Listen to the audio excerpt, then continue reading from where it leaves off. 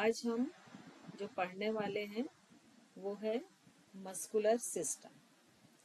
तो जैसे आप सभी लोगों को मालूम है कि अगर ह्यूमन बॉडी को हम देखें कि वो कैसे बनी है, तो वो एक तो उसका जो सपोर्टिंग बेस है वो उसका स्केलेटन है, मतलब बोन्स है, और उसके ऊपर बोन को सपोर्ट कौन सा चीज कर रहे हैं, मसल्स। और मसल्स को जो सपोर्ट है वो क्या दे रहा है, स्किन।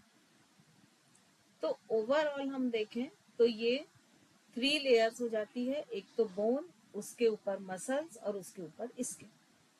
तो इस तरह से ये 3 लेयर से ये पूरा ह्यूमन बॉडी बना हुआ है।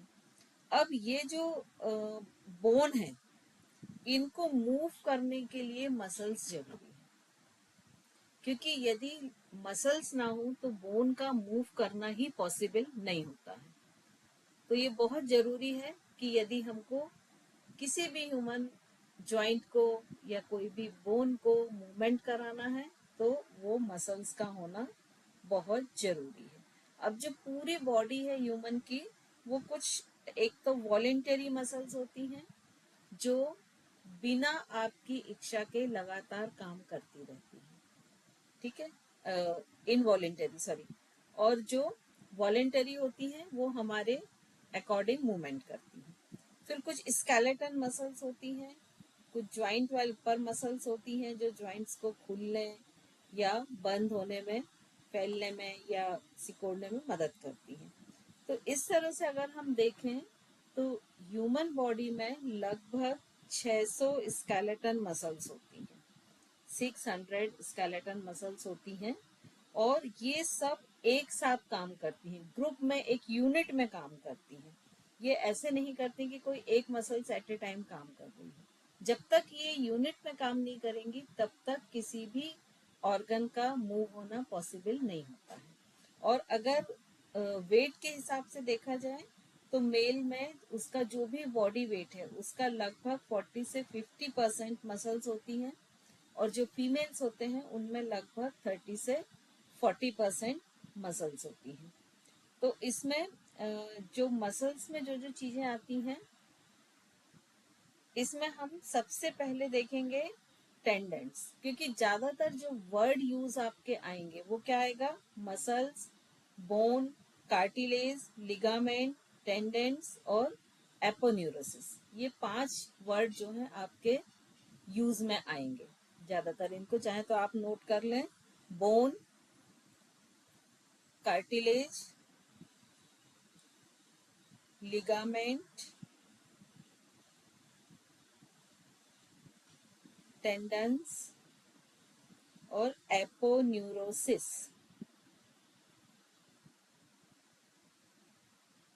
और इन सब की कवरिंग तो स्किन से रहेगी ही, ठीक है। श्वेता जी माइक आप अपना जी नोट कर लें प्लीज। मैम, आपने वो लास्ट में वर्ड एक बार दोबारा प्रोनाउंस कर दीजिए। Aponeurosis, right. तो सबसे पहले हम देखते हैं कि ये जो टेंडेंस होता है ये क्या होता है। तो जो भी मसल्स के एंड वाले कॉर्नर होते हैं वो टेंडेंस कहलाते हैं, और इनका काम क्या रहता है कि ये बोन से या कार्टिलेज से उस मसल्स को जोड़ते हैं, ठीक है। तो यहाँ पर जैसे आप देखिए कि ये एक मसल है और इसका आखिरी सिरा ये टेंडेंस है और ये इसको बोन से जोड़ रहा है। ये क्लियर हुआ सभी को। और चूंकि ये बोन से जोड़ते हैं और इनको बोन को खींचना या ढीला छोड़ना होता है मूवमेंट के लिए, तो ये इनमें फ्लेक्सिबिलिटी नहीं होती है। ये चीज क्लियर हुआ। अब इसके बाद हम आते हैं एपोन्यूरोसिस पर।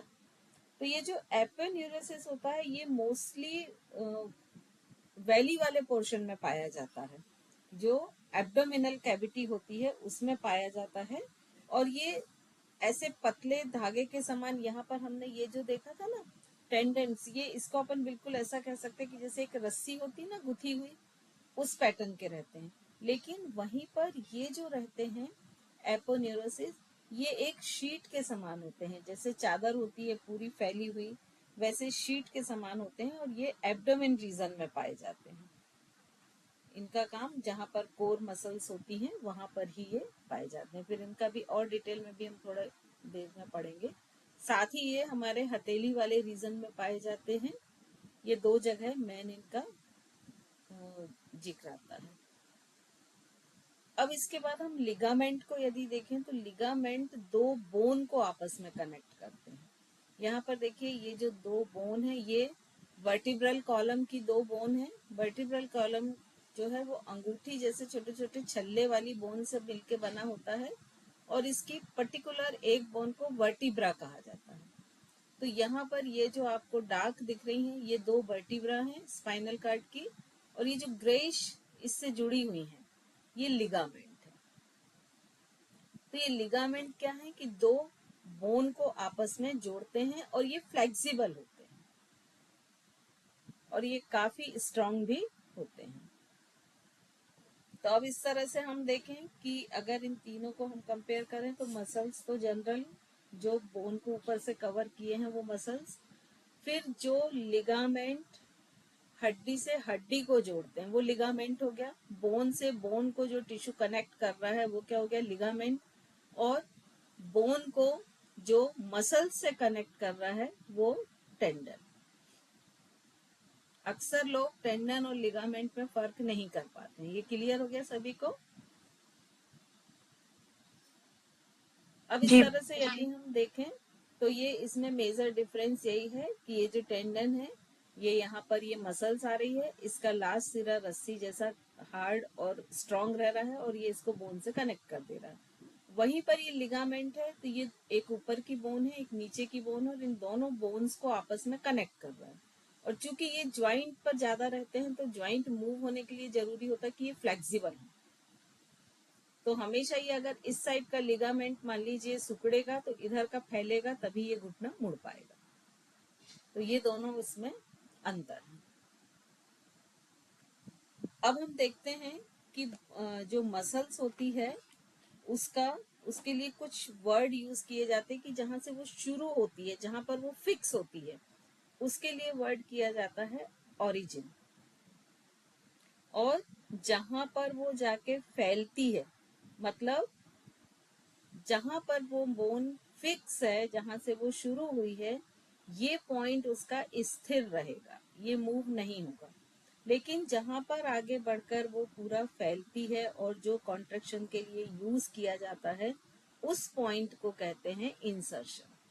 तो हमेशा जो ओरिजिन होता है वो फिक्स होता है और जो इंसर्शन होता है वो मोबाइल होता है। और इसमें एक और चीज होती है कि अक्सर जो ओरिजिन होता है वो प्रॉक्सिमल पोर्शन होता है और जो इंसर्शन होता है वो डिस्टल पोर्शन होता है। मतलब इसका क्या हुआ, ओरिजिन मतलब प्रॉक्सिमल है यानी ये कहाँ होगा, चेस्ट के पास, और इंसर्शन डिस्टल है मतलब ये क्या होगा, कंपैरेटिवली चेस्ट से दूर होगा। क्लियर हुआ ये? अब यहाँ पे देखिए ये बाइसेप दिया गया है तो बाइसेप में अगर हम देखें तो इसका यहाँ पर ओरिजिन है और यहाँ पर इंसर्शन है, ठीक है, जिसके कारण ये बाइसेप उठता है।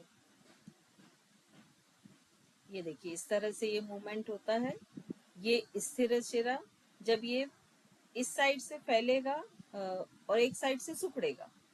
बाइसेप ट्राइसेप दो मसल्स होते हैं हाथ में, एक में फैलाव आएगा विस्तार होगा और एक में सिकुड़न होगी, मतलब एक्सपेंड होगा एक और एक कॉन्ट्रैक्ट होगा, तभी ये जो हाथ है हमारा ये मूव हो पाता है।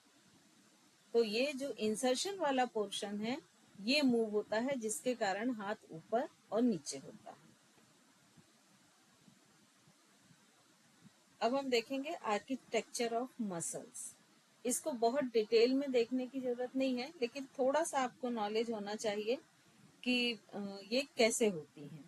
तो ये जो कोई भी स्केलेटन मसल्स होती है वो छोटे छोटे फाइबर से बनी होती है, और कोई भी फाइबर यदि बीच में मान लीजिए बहुत मोटा है और किनारे पे पतला हो रहा है तो उसे हम वैली मसल्स कहते हैं, ठीक है। तो यहाँ पर जो स्ट्रेप मसल्स बताई गई है, तो स्ट्रेप मसल्स जो होती है ये अक्सर बहुत लंबी होती है, इसकी गति की रेंज काफी होती है, मतलब ये फास्ट मूव करती है, लेकिन ये बहुत स्ट्रांग नहीं होती है।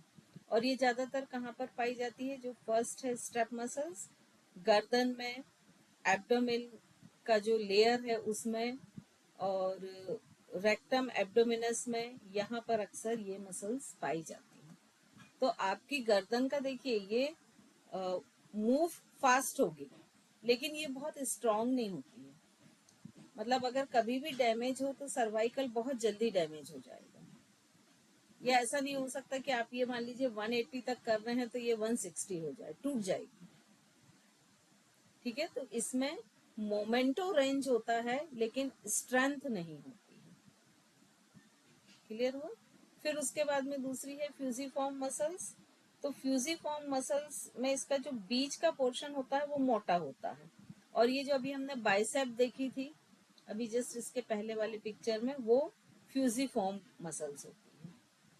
तो आपको नाम याद नहीं रहे तो कोई बात नहीं, लेकिन आपको बस इतना मालूम होना चाहिए कि अगर ये बाइसेप है तो यहाँ पर मोटी मसल्स है, क्योंकि जब आप स्ट्रेंथनिंग कराएंगे एक्सरसाइज के दौरान तो आप उन्हीं मसल्स पे स्ट्रेंथनिंग करा सकते हैं जिनमें स्ट्रेंथ लेने की कैपेसिटी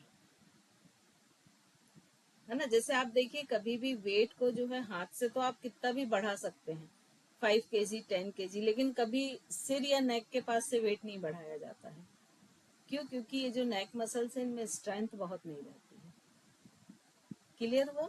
तो आपको ये नाम याद रहे या ना रहे वो कोई मैटर नहीं करता, लेकिन ये याद रहना चाहिए कि हाँ, हमारी जो हाथ में है जो मसल्स उनमें हम स्ट्रेंथ को बढ़ा सकते हैं, लेकिन जो नेक में है उनको हम उनमें स्ट्रेंथ को हम नहीं बढ़ा सकते। ठीक है, फिर तीसरी है पिनेट। तो ये एक फेदर के जैसे होती हैं पीनेट मसल्स, और ये 3 तरह की होती हैं, यूनिपीनेट, बाईपीनेट और मल्टीपीनेट। तो इसमें आप देखिए कि जो यूनिपीनेट है इसमें एक फेदर के जैसे ये स्ट्रक्चर दिख रहा है आपको, बाई में ये डबल फेदर दिख रहा है, और मल्टी में यही मल्टी हो जाता है। तो जो यूनिपीनेट है वो कहाँ? अंगूठे में पाई जाती है। ठीक है, और जो बाईपीनेट है वो ज्यादातर पैर के आसपास के मसल्स में पाई जाती हैं, और ये जो मल्टी पीनेट है मसल्स, ये जो है ये कंधे के आसपास पाई जाती है। और लास्ट जो है वो सर्कुलर मसल्स। तो सर्कुलर मसल्स तो आपको नाम से ही समझ में आ रहा है कि कैसी होगी, पूरी गोल ओ शेप में। तो अब ये कहाँ पाई जाएंगी? जहां पर हमारी बॉडी में राउंडेड स्ट्रक्चर होंगे, मतलब हमारे माउथ के आसपास, है ना, या हमारी आंखों के आसपास, या एनस के आसपास। क्लियर हुआ ये चीज है? ठीक है, अब देखिए जब एनस के आसपास मेन सबसे स्ट्रांग मसल्स कौन सी पाई जाती है? स्फिनेक्टर मसल्स, है ना। और ये जो स्फिनेक्टर मसल्स होती है कैसी होती है? सर्कुलर मसल्स होती है। तो जब किसी भी व्यक्ति को एनस का जो और रेक्टम का शेप कैसा होता है कि जैसे वो पोटली आती है ना, कि जिसमें हम धागे खींच के जिसका हम जो उसका माउथ होता है वो पैक कर देते हैं, उसको आप जस्ट उल्टा कर दीजिए। तो जो पोटली वाला भाग है वो रेक्टम हो गया, जो ऊपर लार्ज इंटेस्टाइन से जुड़ जाएगा, और वो जो धागे हम खींचते हैं वो वाला हिस्सा हो गया स्फिनेक्टर मसल्स। तो अब यदि उसमें मान लो हम एक इलास्टिक लगा दें धागे की जगह, और उसकी इलास्टिसिटी को मेंटेन ना करें, तो क्या होगा? वो मसल्स की इलास्टिसिटी कम होगी, उसमें ब्लड सर्कुलेशन कम होगा, और नतीजा क्या होगा? Fissure, piles, fistula. क्योंकि ये जो प्रॉब्लम्स हैं ये अभी प्रेजेंट में बहुत अधिक देखी जा रही हैं। क्यों? क्योंकि देखिए एक तो हमारा सिटिंग वर्क बहुत अधिक है, हम लगभग पूरे दिन भर में अगर हम कैलकुलेट करें तो शायद 8 घंटे हम बैठे रहते हैं। तो जो हमारे स्पिनेक्टर मसल्स हैं उन पर प्रेशर पड़ रहा है, और प्रेशर पड़ता तो क्या होता है? आप देखिए जैसे आप क्रॉस लेग करके या पद्मासन में अगर आप हैबिचुअली बैठते हैं तो क्या होता है? नमनेस आ जाती है। नमनेस क्यों आती है पैर में? क्योंकि वहां का जो सर्कुलेशन है वो कम हो गया है। तो वही चीज स्फिनेक्टर मसल्स में होती है कि उसके ऊपर प्रेशर है, तो वहां का सर्कुलेशन क्या होगा, कम होता जाएगा। सर्कुलेशन कम मतलब क्या, वहां ऑक्सीजन कम मिल रही है, ग्लूकोज कम मिल रहा है, और एक्सरसाइज आप दे नहीं रहे हैं। तो इसीलिए अभी प्रेजेंट में आप देखिए कि आपकी जो डाइट स्टाइल है वो अनहेल्दी है, कि आपके डाइजेशन सिस्टम को एक्स्ट्रा एफर्ट करने पड़ रहे हैं। हमारे जो डाइट में सॉरी डाइट में जो डाइट है उसमें ज्यादातर फाइन फ्लोर हैं, या फिर जो जंक फूड में अगर आप देखिए तो वो तो सारे ही अनहेल्दी है।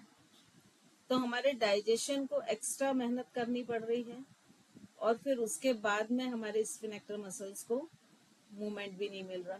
तो अगर स्फिनेक्टर मसल्स की प्रॉब्लम है और उसको मूवमेंट देना है, तो उसके लिए क्या हम यूज कर सकते हैं, बेस्ट एक्सरसाइज, मैम बस मूलबंध, कीगल एक्सरसाइज जिसको हम फ्लोर एक्सरसाइज भी बोलते हैं, और मूलबंध, ये दो बेस्ट है कि जो आपको करना ही करना है। अब हम आगे बढ़ते हैं। देखिए ये आपको जो बताई थी मैम मसल्स, मूलबंध बोला, एक और क्या बोले, एक्सरसाइज कौन सी? कीगल एक्सरसाइज, वो कौन सी हुई? वो जब प्रैक्टिकल आएगा तो बताएंगे। ठीक। ठीक है, देखिए अब इसमें आपको बताया था कि ये जो स्ट्रट मसल होती है ये ऐसे सीधी सीधी होती हैं, और ये बहुत, इनमें मूवमेंट्स बहुत होता है, फ्लेक्सिबिलिटी बहुत होती है, लेकिन इनकी स्पीड बहुत होती है, लेकिन इनमें बहुत स्ट्रेंथ नहीं होती है। फिर बाइसेप का ऐसा बताया था, वैली शेप होती है। तो वैली शेप मसल्स क्या होती है कि ये बीच में मोटी रहेंगी, लेकिन जो लास्ट होता है जहां पर टेंडेंट जाके बोन से जुड़ता है वो कैसा रहेगा, पतला रहेगा, एक रस्सी के समान, और उनमें बहुत फ्लेक्सिबिलिटी भी नहीं रहेगी।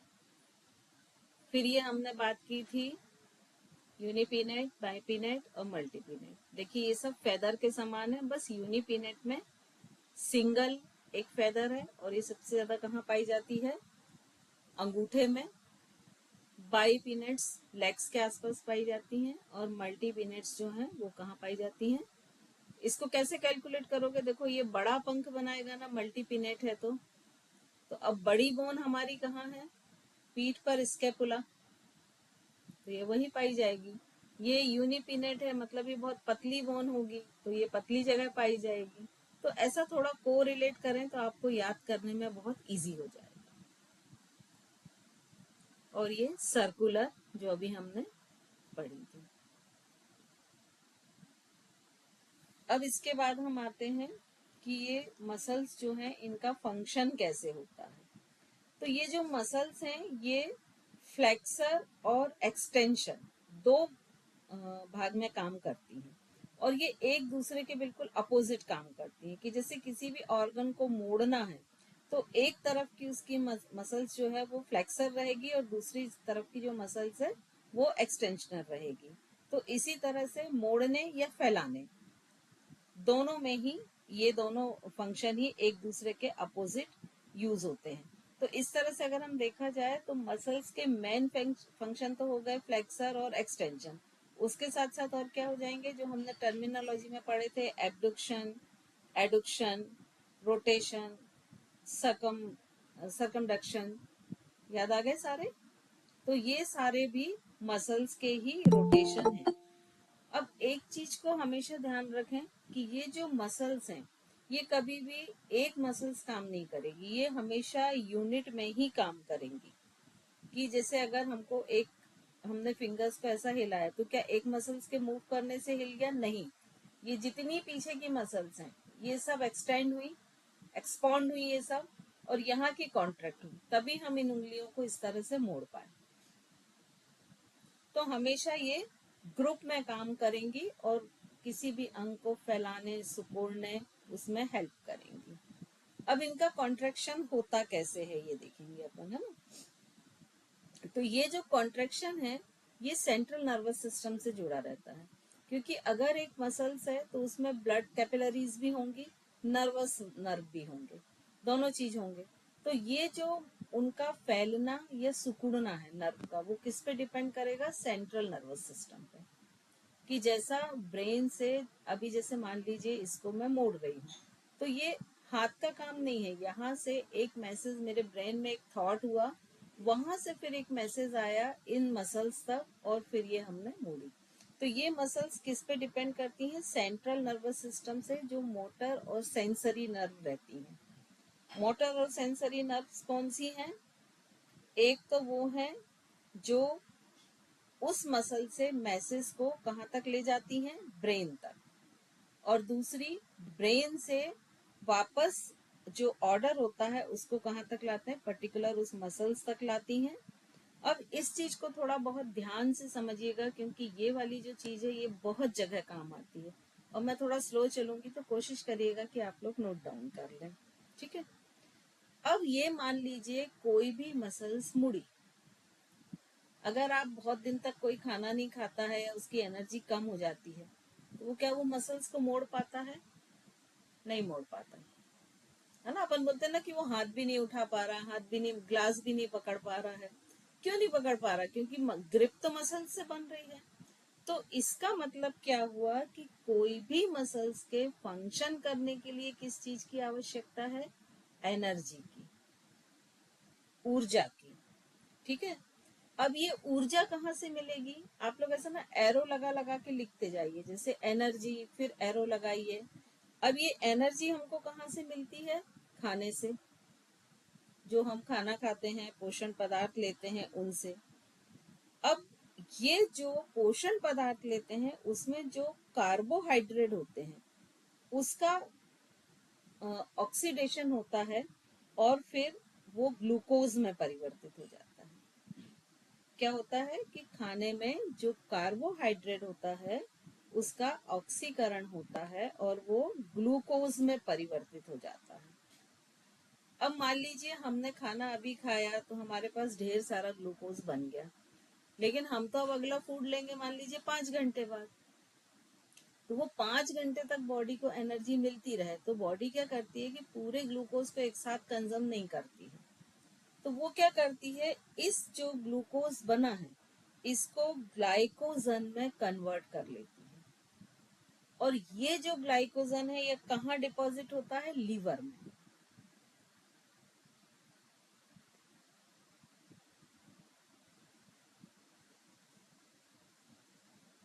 और यही जो ग्लाइकोजन होता है ये मसल्स के मूवमेंट के लिए एनर्जी देता है,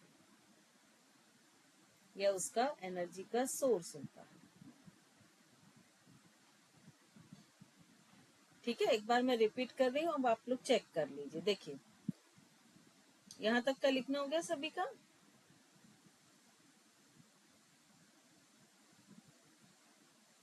देखिए मसल्स को मूव करने के लिए एनर्जी की जरूरत है। एनर्जी हमको मिलती है पोषण पदार्थ से या अपने भोज्य पदार्थ से, और उस भोज्य पदार्थ में जो कार्बोहाइड्रेट होता है वो परिवर्तित हो जाता है ग्लूकोज में, और ग्लूकोज को लीवर में ग्लाइकोजन के रूप में जो हमारा शरीर होता है वो स्टोर करके रखता है। और यही जो ग्लाइकोजन है ये मसल मूवमेंट के लिए सोर्स ऑफ एनर्जी का काम करता है। क्लियर?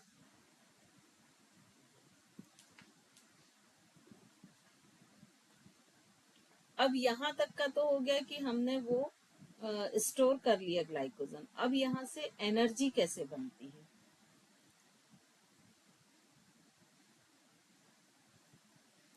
इसको भी हम समझेंगे कि ये एनर्जी अगर क्रिएट हुई तो वो कैसे क्रिएट होती है। तो जब, अब मान लीजिए मैं रनिंग पे निकली, तो मेरे पैर की जो मसल्स हैं उसको क्या जरूरत होगी? एनर्जी की। मुझे रन करना है 2 किलोमीटर का, तो 2 किलोमीटर तक साथ में मैं कुछ कुछ खाती तो जाऊंगी नहीं, है ना। हो सकता हम सुबह सुबह जा रहे हैं तो ब्रेकफास्ट भी नहीं करके गए हैं। तो अब उस समय क्या होता है कि जब शरीर में ग्लूकोज नहीं बन रहा है, बॉडी को कार्बोहाइड्रेट नहीं मिल रहा है, तब सबसे पहला क्या रिएक्शन होगा कि ये जो ग्लाइकोजन लिवर में स्टोर है उसका फिर से ऑक्सीडेशन होगा और कार्बन डाइऑक्साइड और पानी बनेगा।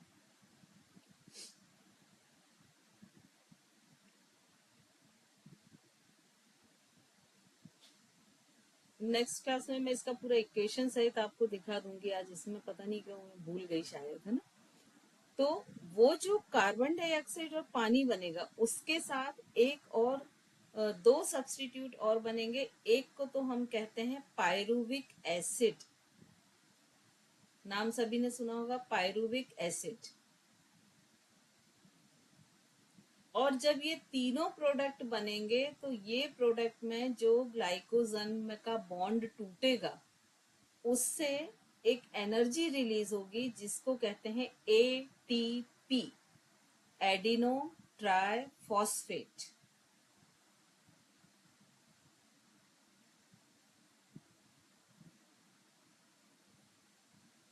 क्लियर हुआ इतना? एक बार मैम ये वाला रिपीट फिर से कीजिए कि जो ग्लाइकोजन स्टोर रहता है। हाँ फिर से एक बार पूरा रिपीट करूंगी। अभी मेरे साथ एंड तक चलिए, फिर जैसे ये स्टोर तक का रिपीट किया था ना वैसे ये भी कर देंगे एक बार रिपीट, है ना। तभी थोड़ा सा स्पेस छोड़ दीजिए। अब देखिए ग्लाइकोजन का ऑक्सीडेशन हुआ और उससे क्या क्या बना, कार्बन डाइऑक्साइड, कार्बन डाइऑक्साइड पानी H2O। ये दोनों तो क्या हुआ, ब्लड में मिल गए और कार्बन डाइऑक्साइड लंग के थ्रू बाहर निकल गई, किडनी से पानी का फिल्ट्रेशन होकर यूरिन के थ्रू बाहर निकल गया। ठीक है। अब जो एटीपी बनी, ठीक है, ये एटीपी कन्वर्ट हो जाती है एडीपी में, एडिनो डाई फॉस्फेट। देखिए डाई और ट्राई का बस अंतर है, एडिनो ट्राई फॉस्फेट बनता है और एडिनो डाई फॉस्फेट में परिवर्तित हो जाता है। और जब ये परिवर्तन होता है तो इसी समय बनता है पायरुविक एसिड। इसकी मैं ना नेक्स्ट क्लास में एक स्लाइड बना के आपको अलग से दिखा दूंगी, तो आप अगर नहीं भी लिख पा रहे हैं तो छोड़ दीजिए, बस समझिए। ठीक है। तो ये जो पायरुविक एसिड बनता है, अब मैं दौड़ती चली जा रही हूँ और मेरे लेग मसल्स में ये प्रोसेस होता जा रहा, पायरुविक एसिड बनता जा रहा। ये पायरुविक एसिड भी क्या होगा, ब्लड में मिलेगा और ये भी फिल्टर हो जाता है। अब लेकिन क्या होगा कि जब हम दौड़ते जा रहे हैं एक समय ऐसा आएगा कि ऑक्सीजन की कमी हो जाएगी।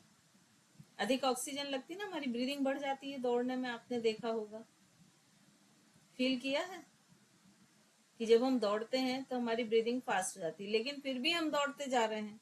अब जब ऑक्सीजन की कमी हो गई तो क्या होगा कि ऑक्सीजन की जब पर्याप्त मात्रा नहीं मिलेगी, मतलब हमने ये जो ऊपर की इक्वेशन पढ़ी है अभी कि ग्लाइकोजन से कार्बन डाइऑक्साइड, पानी, एटीपी बना, पायरुविक एसिड बना, ये कब होती है, जब ऑक्सीजन के 3 मॉलिक्यूल्स मिलते हैं। अब जब ऑक्सीजन की कमी हुई तो क्या हुआ, ऑक्सीजन के कम मॉलिक्यूल मिलने लगे, मान लीजिए 2 मिलने लगे। अब क्या होगा कि प्रोसीजर तो यही होगी कि ग्लाइकोजन का ऑक्सीडेशन होगा, कार्बन डाइऑक्साइड बनेगा, पानी बनेगा, एटीपी बनेगी, लेकिन जो पायरुविक एसिड बन रहा था उसकी जगह बनेगा लैक्टिक एसिड। ठीक है। और ये लैक्टिक एसिड क्या होता है, इसका क्या काम होता है, ये मसल्स में थकावट पैदा करता है, फटिगनेस पैदा करता है।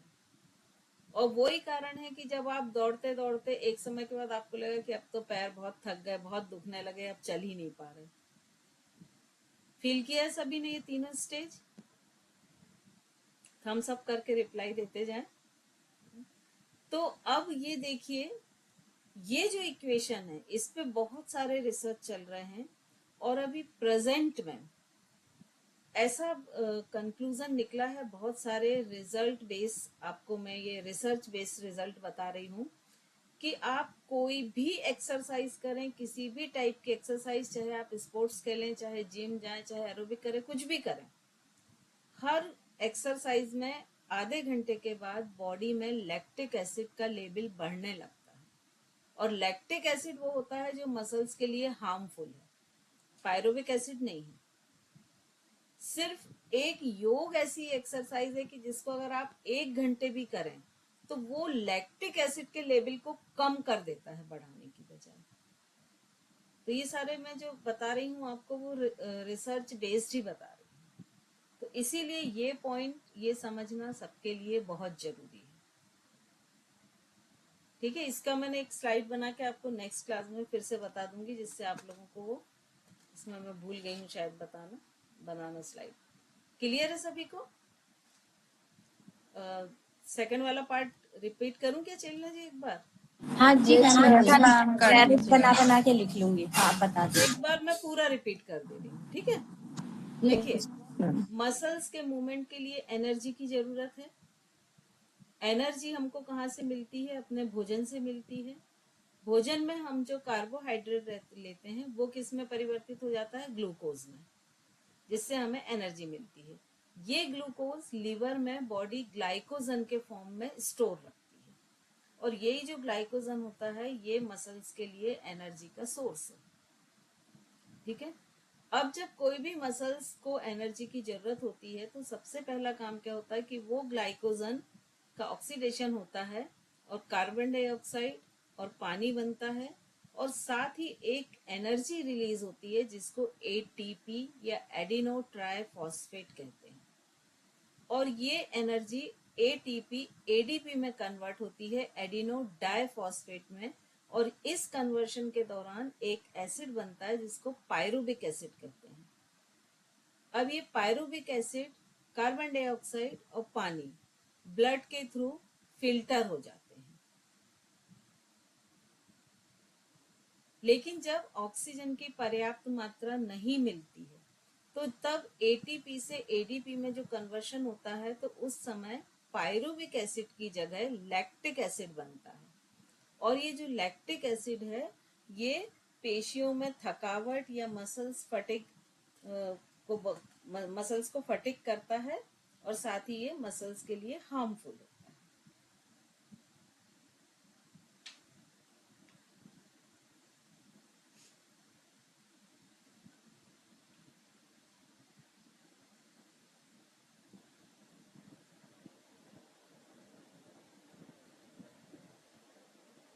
क्लियर हो गया?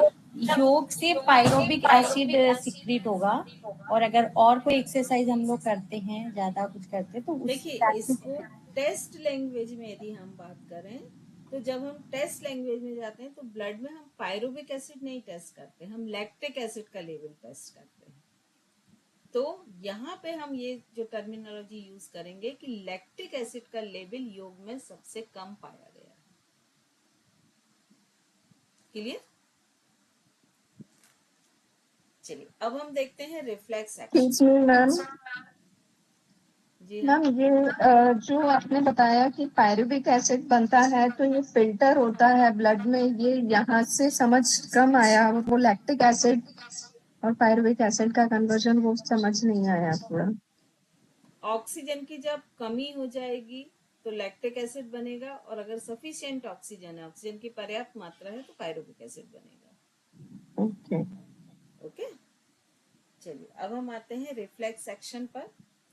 तो रिफ्लेक्स एक्शन, आपको मालूम है कि ये जितनी भी मसल्स के मूवमेंट होते हैं ये ब्रेन में एक कार्टेक्स नाम का पार्ट होता है।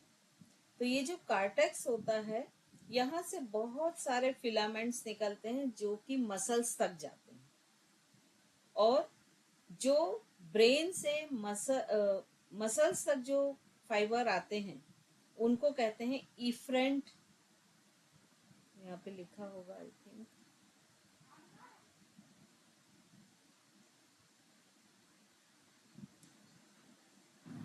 इफरेंट। मैम ऊपर लिखा हुआ है जहाँ पर एफ्रिन डेंड्राइट ऑफ एफ्रिन न्यूरॉन।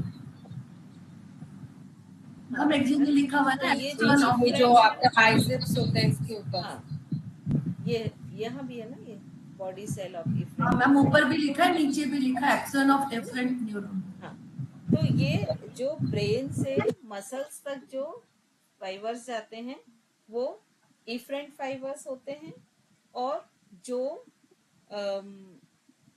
इसके जस्ट अपोजिट, मतलब मसल से ब्रेन तक जाएंगे, वो एफरेंट फाइबर्स। इनको न्यूरॉन्स भी कहते हैं। तो इफरेंट न्यूरॉन्स या एफरेंट न्यूरॉन्स, मतलब ई और ए का फर्क है दोनों में। ठीक है, जो इफरेंट है वो ब्रेन से मसल्स तक जा रहे हैं, और जो मसल से ब्रेन तक आ रहे हैं वो एफरेंट है। तो इन दोनों का काम क्या होता है कि ये जो मसल्स का मैसेज होता है वो ब्रेन तक ले जाते हैं और वापस ब्रेन से उस जगह तक मसल्स तक ये उसको ऑर्डर को लाते हैं, जो भी ब्रेन उसको कमांड देता है। ये क्लियर हुआ? अब इसमें देखिए क्या होता है, किसी एक चीज का आप एग्जाम्पल लीजिए, मोबाइल का लेते हैं, ठीक है। आपका जो मोबाइल है आप लगभग 2 साल से यूज कर रहे हैं। अब कई बार क्या होता है कि अगर फोन आ रहा है तो कई बार आप उसकी तरफ बिना देखे भी उसको पिक कर लेते हैं, मतलब आपको मालूम होता है कि किधर चलाना है हाथ को, होता है। लेकिन जब आप उस मोबाइल को चेंज करके कोई नया लेते हैं तब क्या होता है कि आपको पहले देखना पड़ता है ना। या इसको हम एक तरह से और ले सकते हैं कि जब आप नई नई कार चलाना शुरू करते हैं तो आप अपने आप को बार बार रिमाइंड कराते हैं कि कोई आए तो ब्रेक लगाना, फिर कोई दिखता है तो अरे ब्रेक लगाना, फिर पैर ब्रेक को पुश करता है। या अभी गियर बदलना, तो हो सकता है आप एक बार गियर की साइड देखें फिर आपका हाथ उस गियर को चेंज करे। लेकिन वही जब आप 1 साल बात करते हैं तो हो सकता है आप फोन पे बात कर रहे हैं और कोई सामने आए तो आपका तब थॉट नहीं आएगा कि मुझे ब्रेक लगाना, आपका पैर ऑटोमेटिक ब्रेक को पुश करेगा। फील किया है ये सभी ने? तो ये रिफ्लेक्स एक्शन क्रिएट हो जाते हैं। तो क्या होता है कि जब ये रिफ्लेक्स एक्शन क्रिएट होते हैं तो ये जो मैसेज होते हैं, एक माइलिन की कोटिंग होती है जो नर्व्स पे हो जाती है, वो जो एक सर्टन टाइम तक होती है, तो ये जो स्पाइनल कार्ड से ये मैसेज आने लगते हैं। और जब स्पाइनल कार्ड से ये मैसेज आने लगते हैं तो ये इनको हम रिफ्लेक्स एक्शन कहते हैं। मतलब उस समय ब्रेन से हमको सोचने की जरूरत नहीं पड़ती है, लेकिन हमारे ऑर्गन का जो मूवमेंट है वो बिल्कुल परफेक्ट हो जाता है। ये क्लियर हुआ सभी को? तो यहाँ पर ये रिफ्लेक्स एक्शन में यही बताया गया है कि जैसे अगर सपोज ये एक कैंडल जल रही है और यहाँ पर हम अनजाने में फिंगर्स को लेके जाते हैं तो हम तुरंत हाथ को हटा लेते हैं। या मान लीजिए हमने हाथ रखा हुआ है और कोई कैंडल वहां पर लेकर आ जाता है कैंडल की फ्लेम को, तो हमारा हाथ तुरंत दूर हो जाएगा। उस समय हम ये नहीं सोचेंगे कि हमको हाथ हटाना है। ये सपोज मैं एक पेपर का टुकड़ा या एक पिन आपकी आंख की तरफ फेंक के मारूं, तो आप ये सोचते नहीं कि मुझे आंखें बंद करना, या तो आपका हाथ आंख के ऊपर आ जाएगा या आप सिर को हटा लेंगे, लेकिन आपका एक्शन होगा जरूर। तो इस तरह के जो एक्शंस होते हैं वो रिफ्लेक्स एक्शन कहलाते हैं।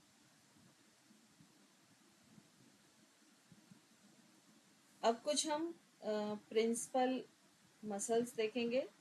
तो इसमें हम कुछ ही देखेंगे कि जो हमारे लिए बहुत जरूरी हैं और जिनका जिक्र अक्सर ही हम जब कोई भी काम करते हैं या हम कोई एक्सरसाइज करते हैं तो उसमें होता है। तो सारी हम नहीं देखेंगे। तो ये कुछ कुछ है, जैसे pectoral major, bicep, tricep, latissimus dorsi, फिर उसके बाद में abdominal muscles, hamstring, quadricep, trapeze. ये कुछ नाम ऐसे होते हैं जो हम कॉमनली बहुत यूज करते हैं। Glutes muscles. तो बस हम उतनी ही मसल्स के बारे में देखेंगे।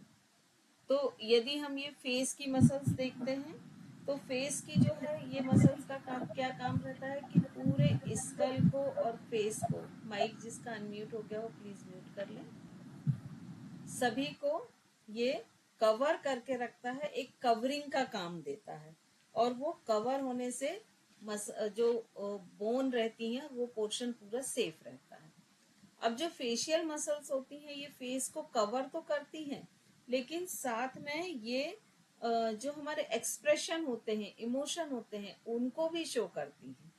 जैसे आप देखिए जब आप बहुत खुशी के मूड में होते हैं तो थोड़ा फेस पे स्माइल रहेगी। आप बोलते हैं ना, फेस देख के पता चल जाता है कि वो उसका भाव कैसा है या वो अंदर से कैसा फील कर रहा है। तो वो कैसे पता चलता है? क्योंकि ये जो इमोशनल मसल्स इमोशन को क्रिएट करती हैं ये सब फेशियल मसल्स होती हैं। तो नंबर ऑफ फेशियल मसल्स मिलकर और किसी एक इमोशन को आपके फेस पर क्रिएट करती हैं। तो एक तो ये काम होता है। दूसरा काम क्या होता है कि जो आई होती है इसमें 6 मसल्स होती हैं, और ये जो मसल्स होती हैं, ये जब हम आई पढ़ेंगे तब डिटेल में पढ़ेंगे, ये काम करती हैं हम जैसे ऊपर नीचे आगे पीछे कहीं भी देखते हैं। तो इन मसल्स के बारे में सबसे ज्यादा जानना इसलिए जरूरी कि जब हम आई एक्सरसाइज करते हैं तो आपको ये मालूम होना चाहिए कि उसकी आई बॉल कितनी मूव कर रही है, किस साइड का मूव कर रही है, तो कौन से मसल्स पर हमको काम करना है। इसके साथ ही ये लोअर जॉ की जो मसल्स होती हैं वो किसी भी चीज को चबाने के लिए या मुंह चलाने के लिए या बोलने के लिए या हंसने के लिए, इन सब के लिए भी ये फेशियल मसल्स ही रिस्पॉन्सिबल होती है। फिर हम आते हैं नेक मसल्स पर। तो नेक मसल्स में एक मसल्स का बहुत अधिक जिक्र आता है, ट्रेपेजियस मसल्स। तो ये देखिए, ये जो सर्वाइकल के जस्ट पीछे यहाँ जो एक मसल्स का बड़ा सा बेल्ट होता है, ये ट्रेपेजियस मसल्स होती है। और इसका सबसे बड़ा क्या काम होता है, जालंधर बंध लगाने में। जब जालंधर बंध लगाते हैं तो अगर ट्रेपेजियस मसल्स पर स्ट्रेचिंग नहीं आई है तो वो जालंधर बंध नहीं होता। ज्यादातर लोग क्या करते हैं कि ऐसे चिन को ऐसे झुकाया और यहाँ चेस्ट से टच कर लिया, वो जालंधर बंध, वो नहीं होता है। जालंधर मतलब ये जो ट्रेपेजियस मसल्स होते हैं इनमें एक्सटेंशन होना चाहिए। जब तक इनमें आप एक्सटेंशन नहीं लाएंगे तब तक जालंधर बंद नहीं लगेगा, क्योंकि जालंधर बंद का मतलब होता है कि यहाँ पर आपके जैसे एक आपका इसोफेगस है, फिर विंड पाइप है, फिर यहाँ पे ट्रेपेज मसल्स हैं, फिर आपके सर्वाइकल, उन सबको टाइट करके लॉक कर दें कि ये जो गर्दन का पूरा हिस्सा है ये पूरा का पूरा बंध जाए, लॉक हो जाए, तब होता है।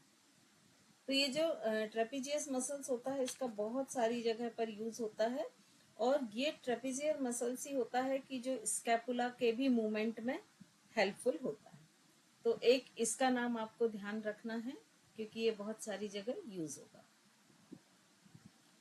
फिर ये जो मसल्स होती हैं तो इनके फंक्शन के आधार पर यदि अपन इनको डिवाइड करें तो ये कैसे होती हैं कि muscles moving the shoulder, shoulder को जो मसल्स घुमाती हैं एक वो हो गई, जो रेस्पिरेटरी श्वास लेने का काम करती हैं वो दूसरी टाइप की मसल्स हो गई, फिर कुछ जो एब्डोमिनल की वॉल बनाती हैं वो तीसरे टाइप की हो गई, उसी तरह से हिप मूविंग, हिप को जो रोटेट करती है मूवमेंट देती है वो हिप मसल्स हो गई, स्पाइन को जो मूवमेंट देती है वो स्पाइन हो गई, और पेल्विक को जो मूवमेंट देती है वो पेल्विक मसल्स हो गई। तो फंक्शन के आधार पर इनको 6 पार्ट में डिवाइड किया है। अब इसमें हम देखेंगे कि मसल्स मूविंग द शोल्डर, इसमें कुछ मसल्स बहुत इंपॉर्टेंट होती हैं जब आप फ्रोजन शोल्डर या सर्वाइकल पर काम करते हैं। तो उसमें एक तो आपकी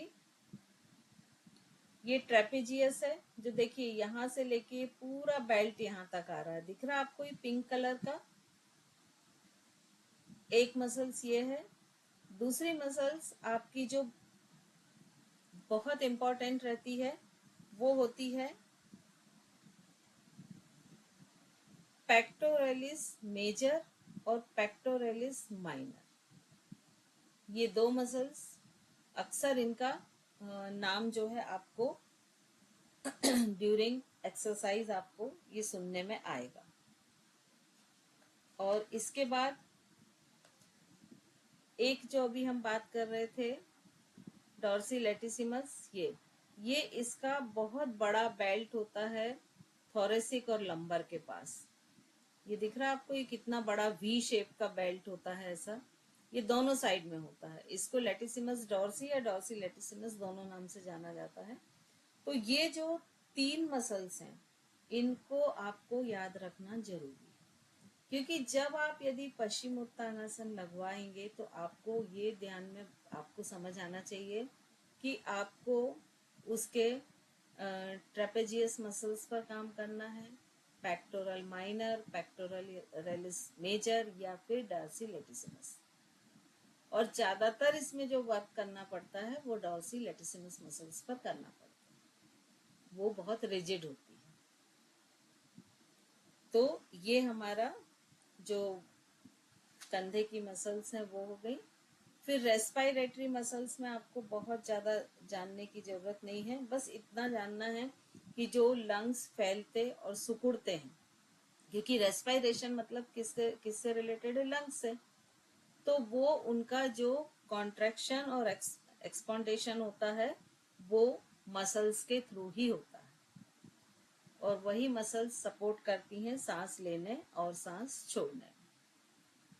अब हम एक और मसल्स पर आते हैं, कोर मसल्स या एब्डोमिनल मसल्स, क्योंकि एब्डोमिन पर बहुत काम करना रहता है। ज्यादातर लोगों को, खासकर लेडीज को, एब्डोमिन से ही रिलेटेड प्रॉब्लम होती है। वैली पोर्शन बड़ा है या वैली पोर्शन मतलब उसमें कुछ मसल्स ऐसी हैं जो जैसे आप किसी के दोनों पैर एक साथ उठवाइए तो देखिए व्यक्ति नहीं उठा पाते हैं। कारण क्यों? क्योंकि जो कोर मसल्स हैं वो स्ट्रांग नहीं है। कोर मसल्स क्या? Abdominal muscles. तो इसलिए इनको थोड़ा सा समझना जरूरी है। इसमें 5 तरह की मेन मसल्स को आपको समझना जरूरी है, बाकी आप छोड़ दीजिए, ठीक है। सबसे पहली तो है रेक्टस एब्डोमिनल मसल्स, ये आपको दिख रही है, जिनको हम 6 पैक भी बोलते हैं, आप लोगों ने नाम सुना होगा। तो ये जो होती है एक बीचों बीच में नाभि के दोनों साइड से एक बहुत लंबाई में होती है, और ये बहुत मजबूत मसल्स होती है। फिर इसके बाद होती है एक्सटर्नल ऑब्लिक मसल्स, ये सेकंड नंबर की। ये थोड़ी सी तिरछी होती हैं, दिख रही हैं आपको? ये बिल्कुल सीधी हैं, स्ट्रेट हैं, ये तिरछी है। तो ये 2 होती हैं, एक तो एक्सटर्नल होती है और उसके अंदर ही एक लेयर और होती है, उसको इंटरनल ऑब्लिक मसल्स कहते हैं। तो ये 3 टाइप्स ऑफ मसल्स हो गई। सेंटर में नेवल के दोनों तरफ जो स्ट्रेट मसल्स हैं वो कौन सी हो गई?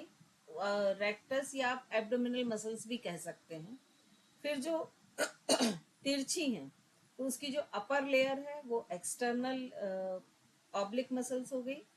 उसके नीचे जो लेयर है वो इंटरनल ऑब्लिक मसल्स हो गई। अब इसके बाद इसमें इस पोर्शन में भी पैरेलल फ्लोर के भी मसल्स होती हैं, इनको बोलते हैं ट्रांसवर्स ऑब्लिक। मतलब फर्स्ट लेयर एक्सटर्नल ऑब्लिक की, फिर इंटरनल ऑब्लिक की, और उसके अंदर ट्रांसवर्स एब्डोमिनल मसल्स हो गई। तो ये, और जो ये जो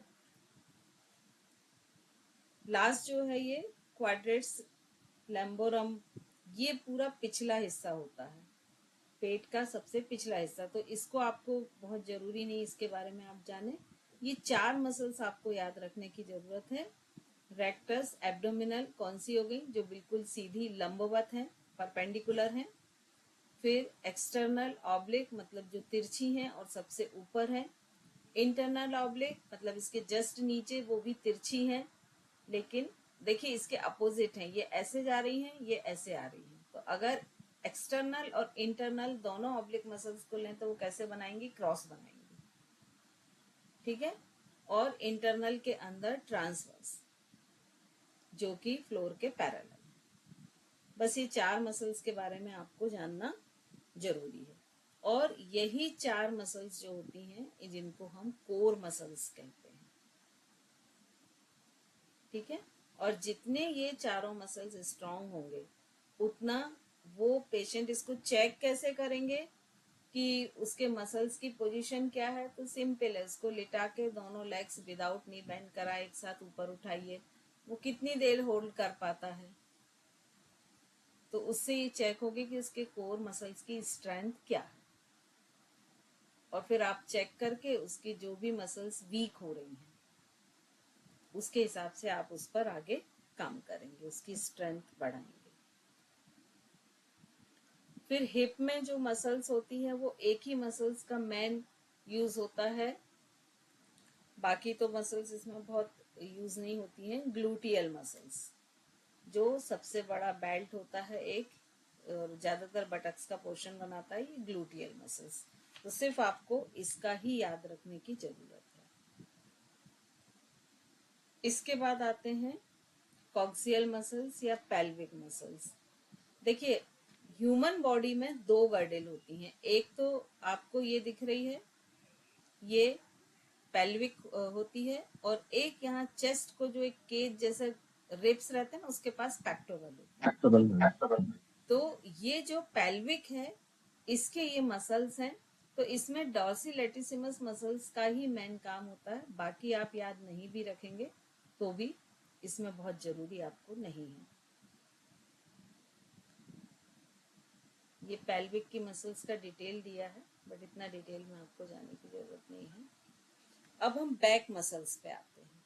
तो बैक मसल्स में जैसे हमने पहले ही बोला था कि एक तो आपको ट्रेपेजियम मसल्स को याद रखना है, डेल्टॉइड मसल्स को याद रखना है, लेटिसिमस डॉर्सी को याद रखना है, ये मेन है। ये बैक साइड की बात कर रहे हैं, है ना। तो अगर आप इतनी भी याद रखेंगे, ये 3 मसल्स भी, तो आपको टर्मिनोलॉजी में और वहां पर एक्सप्लेन करने में आपको काफी हेल्प मिल जाएगी। अब ये दोनों मसल्स जो ट्रेपेजियम होती हैं और डेल्टॉइड होती है, बहुत पास होती हैं। देखिए, तो इसको ऐसा समझिए, देखिए ये जो एक बड़ा वी शेप बेल्ट बन रहा है, ये ट्रेपेजियम है, और उसके नीचे जो शोल्डर के पास है, ये डेल्टॉइड है। वो जैसे पुराने राजा लोग नहीं ऐसा एक स्लीव निकला हुआ वो पहनते थे, जो कवच शील्ड पहनते थे, वो बिल्कुल वैसा ही है ये डेल्टॉइड। और नीचे जो एक ये वी बेल्ट बन रहा है स्पाइन के दोनों साइड, ये लेटिसिमस डॉर्सी। तो बस ये 3 मसल्स को आपको, और ये जो बताई है ये तो हमने पढ़ी ही है, एब्डोमेन में हमने ये पढ़ी थी, यही पीछे तक आती हैं पूरी। देखिए, ये 2 मसल्स का मेन इसमें काम होता है, और यहाँ पर ये डेल्टॉइड है।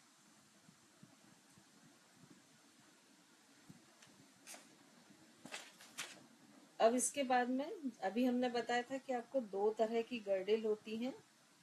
एक तो पेल्विक गर्डिल जो हमारे स्पाइन के एंड पर होती है, जहां पर टेल बोन होती है, और एक ऊपर होती है जिसको पेक्टोरल गर्डिल कहते हैं। तो इसके बारे में भी हम थोड़ा सा देख लेते हैं। ये जो पेक्टोरल गर्डिल होती है, रिब्स केज के पास ही होती है, और इसके आसपास जो मसल्स होती हैं वो मोस्टली यही होती हैं, डेल्ट्राइज। इसमें भी एक ये पेक्टोरलिस मेजर, पेक्टोरलिस माइनर, यही आपको, और ट्रेपीज डेल्ट्राइड, बस यही आपको याद रखने की जरूरत है। इनके अलावा कोई भी ऐसे मसल्स मेन नहीं। फिर हम आते हैं आर्म्स, हाथ के मसल्स पर। तो यहाँ पर देखिए कि इसमें कुछ मसल्स बहुत यूजफुल है, जैसे बाइसेप ट्राइसेप का अक्सर लोग जिक्र करते हैं। तो ये बाइसेप मतलब हाथ का जो वेंट्रल पोर्शन है उस पे जो मसल्स है वो बाइसेप है, और जो ये डॉर्सल पोर्शन है इस पर जो है वो ट्राइसेप है। ठीक है, तो यहाँ पर देखिए, ये चूंकि ये मूवमेंट का बता रहे हैं, तो ये हमने बताया था कि जब ये बाइसेप है ये कॉन्ट्रैक्टेड होगी और ट्राइसेप रिलैक्स होगी तो हाथ मोड़ पाएंगे, और वहीं जब हाथ को फैलाएंगे तो बिल्कुल इसके अपोजिट होगा कि ये बाइसेप रिलैक्स होगा और ट्राइसेप जो है वो कॉन्ट्रैक्ट होगी। तो ये दोनों मसल्स जो हैं, हाथ को कोहनी से जब हम हाथ को मोड़ते हैं तो बाइसेप और ट्राइसेप मसल्स का मेन पार्ट होता है, और वो दोनों के एक्शन एक दूसरे के अपोजिट रहते हैं कि अगर एक फैल रही है तो दूसरी संकुचित होगी, अगर दूसरी कॉन्ट्रैक्ट हो रही है तो पहली वाली एक्सपांडेड।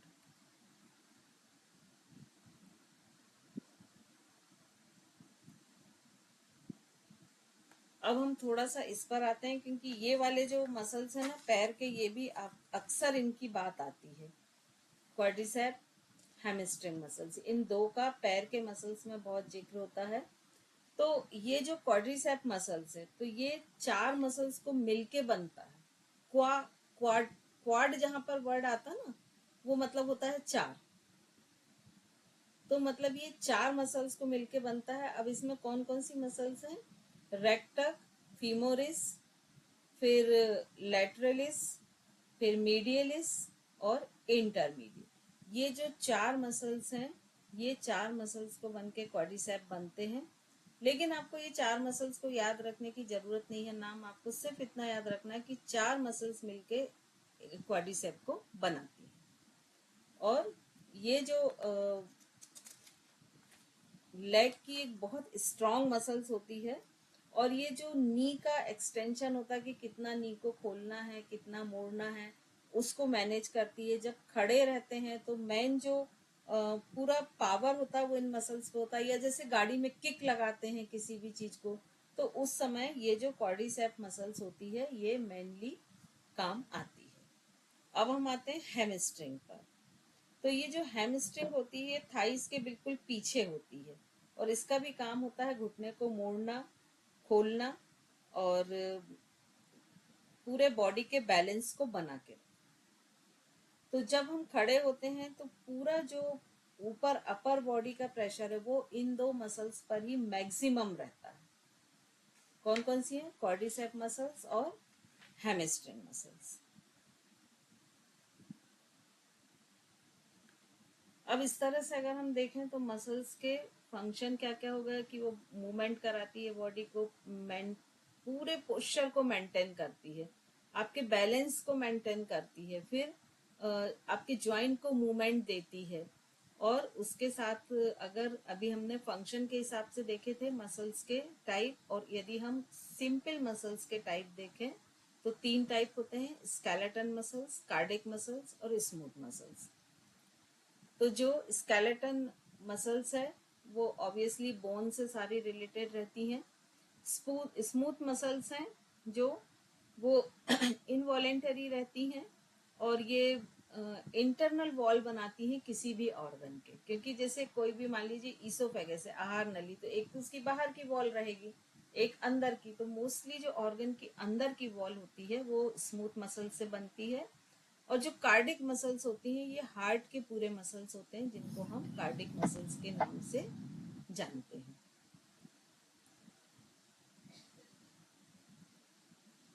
ये सब तो आपके जरूरत नहीं है उतना। देखिए, तो अब हम ओवरऑल एक देखें कि जो मसल से रिलेटेड जो भी डिजीज होती हैं उनको मायोपैथी के नाम से जाना जाता है मोस्टली, ठीक है। और मसल से रिलेटेड प्रॉब्लम क्या होंगी कि उनकी मसल्स कम होने लगना, मसल्स लॉस होने लगना, या मसल्स में एनर्जी कम होने लगना, या उनकी फ्लेक्सिबिलिटी कम होने लगना, उनकी स्ट्रेंथ कम होने लगना, उनमें किसी तरह का इन्फेक्शन हो जाना, इन्फ्लेमेशन हो जाना। तो ये सब चीजें कोई भी मसल्स को बीमार करने का कारण बनती हैं। और मोस्टली जो बीमारियां होती हैं वो जैसे मस्कुलर डायस्ट्रोफी या फीज, इसमें क्या होता है कि एक पूरे मसल्स का ग्रुप है वो वीक होने लगता है, उसमें डिजनरेशन होने लगता है, जिसके कारण उसकी वीकनेस होने लगती है, और फिर वो अंग धीरे धीरे मूवमेंट उसका होना जो है वो रुक जाता है। फिर मियास्थीनिया ग्रेविस, तो इसमें जो ऑटो इम्यूनिटी होती है बॉडी की, वो ही क्या करती है कि जो मसल्स पर अटैक कर देती है। इसको ऑटो इम्यून डिसऑर्डर भी कहते हैं कई बार। फिर अगर उनमें सूजन आ जाती, इन्फ्लेमेशन आ जाता है, और वहाँ के जो टिश्यू है वो इम्यून सिस्टम डिस्ट्रॉय करने लगती है, तो वो पॉलीमायोसिटिस या डर्मेटोमायोसिटिस कहलाता है। फिर ALS, एमियोट्रोफिक लेटरल स्क्लेरोसिस, ये एक प्रोग्रेसिव न्यूरो डिसऑर्डर होता है। इसमें लगातार ये ज़्यादातर ब्रेन और स्पाइन में होता है, और उनके आसपास जितने भी मसल्स होते हैं उनको डिजनरेट करता जाता है, जिससे कि वो बहुत ही वीक हो जाते हैं। फिर ये स्पाइन में होती है, और स्पाइन के जो मोटर न्यूरॉन्स होते हैं उनको ये डिस्ट्रॉय कर देती है।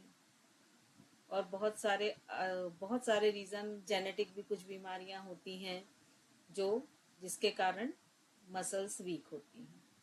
अब इनके सिम्टम्स क्या क्या होते हैं?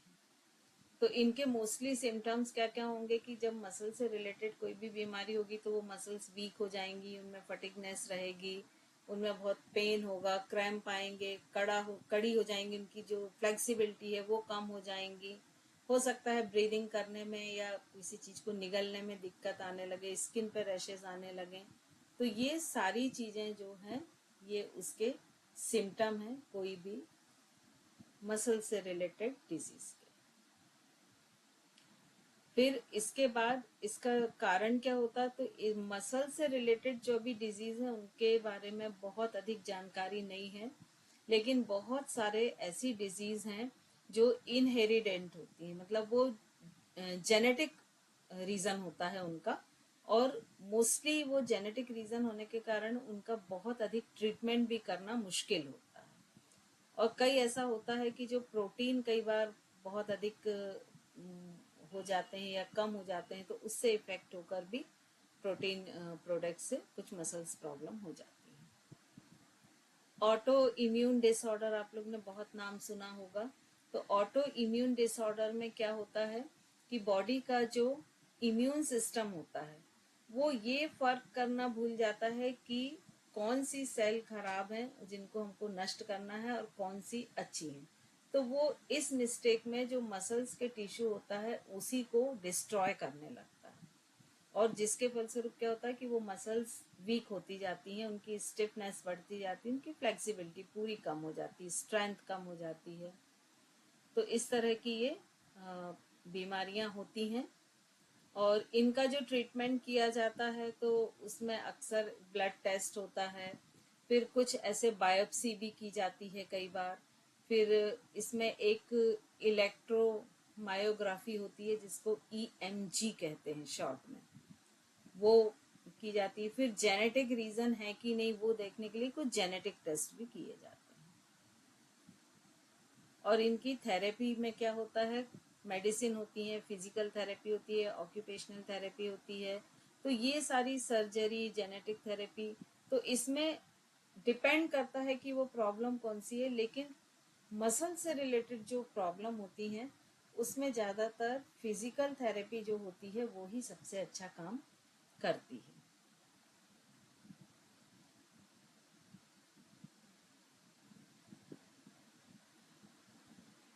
फिर ये कुछ और बीमारियां हैं।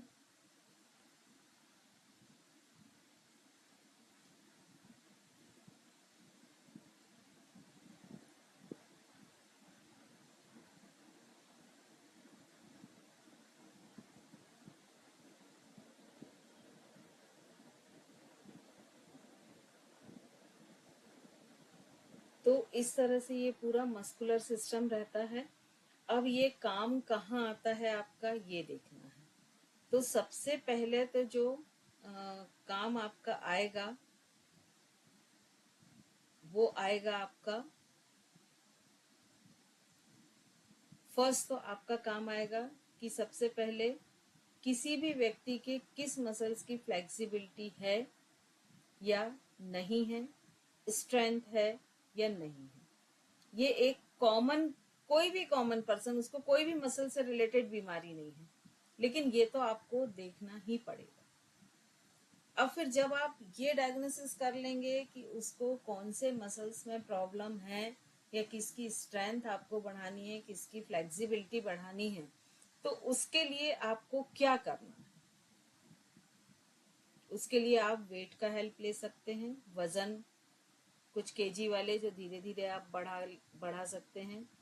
फिर कुछ आप रजिस्टर्स बैंड ले सकते हैं, कुछ और इक्विपमेंट्स ले सकते हैं। जैसे मान लीजिए उसकी जो डॉर्सी लेटिसिमस मसल्स है वो बहुत स्टिफ है, तो उसके लिए आप ब्लॉक्स ले सकते हैं, या जो स्विस बॉल आती हैं वो ले सकते हैं। तो इस तरह के बहुत सारे प्रॉप्स होते हैं जिनको आप यूज करके उनकी फ्लेक्सिबिलिटी और स्ट्रेंथ को बढ़ा सकते हैं।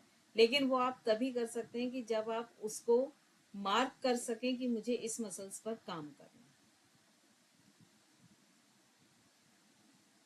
थोड़ा स्माइल दीजिए, ऐसा लग रहा है कि सब बिल्कुल हैरान परेशान हो गए। मैम बहुत फास्ट हो रहा है ना, इसके लिए जल्दी जल्दी ग्रास्प करने की कोशिश कर रहे हैं। बहुत ज्यादा फास्ट हो गई आज की क्लास तो। नहीं, मेरे ख्याल से आज तो मैंने बहुत स्लो स्लो की है। नहीं मैम एक्चुअली सारा सब कुछ अभी नया नया है। मैम आपने स्लो किया बट हमारे लिए सब कुछ नया है। कोई बात नहीं, जब मैम बार बार पढ़ते हैं। अभी बहुत देखिए ज्यादा जैसे अभी भारी भरकम हो रहा है दिमाग में। अभी जैसे टर्मिनोलॉजी का ही हमने देखा था, तो आज देखिए फिर से कितने सारे टर्म्स यूज हुए, है ना। तो जब बार बार वो चीजें रिपीट होंगी ना, तो जो कॉमन चीजें हैं वो तो ऑटोमेटिक दिमाग में बैठ जाएंगी। जब बार बार आप किसी चीज को सुनते हैं, जैसे अभी देखिए, मान लीजिए जो सिस्टम होते हैं बॉडी के, अभी कुछ समय पहले तक, आप 2 साल पहले जाइए तो शायद आपको वो भी नहीं याद होंगे, लेकिन आज कोई भी पूछे तो आप बोल सकते हैं। या जैसे अष्टांग योग के 8 अंग क्या है, तो रीजन है कि आप उसको बार बार सुन रहे हैं, और बार बार सुनने के कारण वो चीजें क्या है, आपके माइंड में सेट होती जा रही है। तो ऐसे ही ये धीरे धीरे, और जब आप इसका बार बार प्रैक्टिकल करेंगे अपना, एक जैसे आप सोचेंगे कि आज मैं जब क्लास लूंगी तो कम से कम 3 मसल्स का नाम जरूर लूंगी। अगर आप 2-3 दिन वो 3 मसल्स को रिपीट करते हैं तो आपको वो याद हो गई। तो ऐसे धीरे धीरे ही बढ़ना पड़ेगा। लेकिन मैं यदि स्लो चलूंगी तो फिर आप लोग का योग थेरेपी हो नहीं पाएगा, क्योंकि प्रैक्टिकली मैं तभी कुछ भी करा पाऊंगी जब तक कि आपका मस्कुलर, स्केलेटन और मिसअलाइनमेंट, ये 3 चीज जब तक नहीं होती है, उसके पहले तो प्रैक्टिकल कराना भी मतलब यूजलेस होगा। तो कोशिश करिए। देखिए, ये सारी चीजें तो ना आपको किसी भी, आप 12th की बुक उठाएंगे उसमें मिल जाएगा, 10th की बुक उठाएंगे उसमें मिल जाएगा। कोशिश करिए, इसको पढ़िए बार बार। मैडम, आज आपने बताया, मैं थोड़ा सा रिपीट करता हूँ। आपने बताया कि हम जो खाना खाते हैं उसमें कार्बोहाइड्रेट होता है, कार्बोहाइड्रेट ग्लूकोज में कन्वर्ट होता है, जो एनर्जी का सोर्सेस है वो हमारे लीवर में ग्लाइकोजेन के रूप में इकट्ठा हो जाता है। मसल्स को जब भी ऊर्जा की जरूरत होती है तो एक प्रोसेस है, ग्लाइकोजेनेसिस बोलते हैं मैडम, उससे वो कन्वर्ट होता है, और उस प्रोसेस को क्रेब्स साइकिल भी बोलते हैं। जब वो ब्रेक डाउन करता है ग्लाइकोजेन, तो उसमें ऊर्जा पैदा होती है, और उसके एटीपीज एंजाइम होता है, तो एटीपी एडीपी में कन्वर्ट होता है, ऊर्जा पैदा करता है, पायरुविक एसिड पैदा करता है, जो कि अगर ऑक्सीडेशन कंप्लीट है। अगर ऑक्सीडेशन कंप्लीट नहीं है तो फिर लैक्टिक एसिड बनता है, जो लैक्टिक एसिड दर्द देता है। योगा में क्योंकि हम ऑक्सीडेशन बहुत अच्छा करा सकते हैं, तो पायलोरिक एसिड ही ज्यादा बनता है, लैक्टिक एसिड नहीं बनेगा। इसलिए योगा में करने से पैरों में और इनमें दर्द और झिंझिनी नहीं होगी।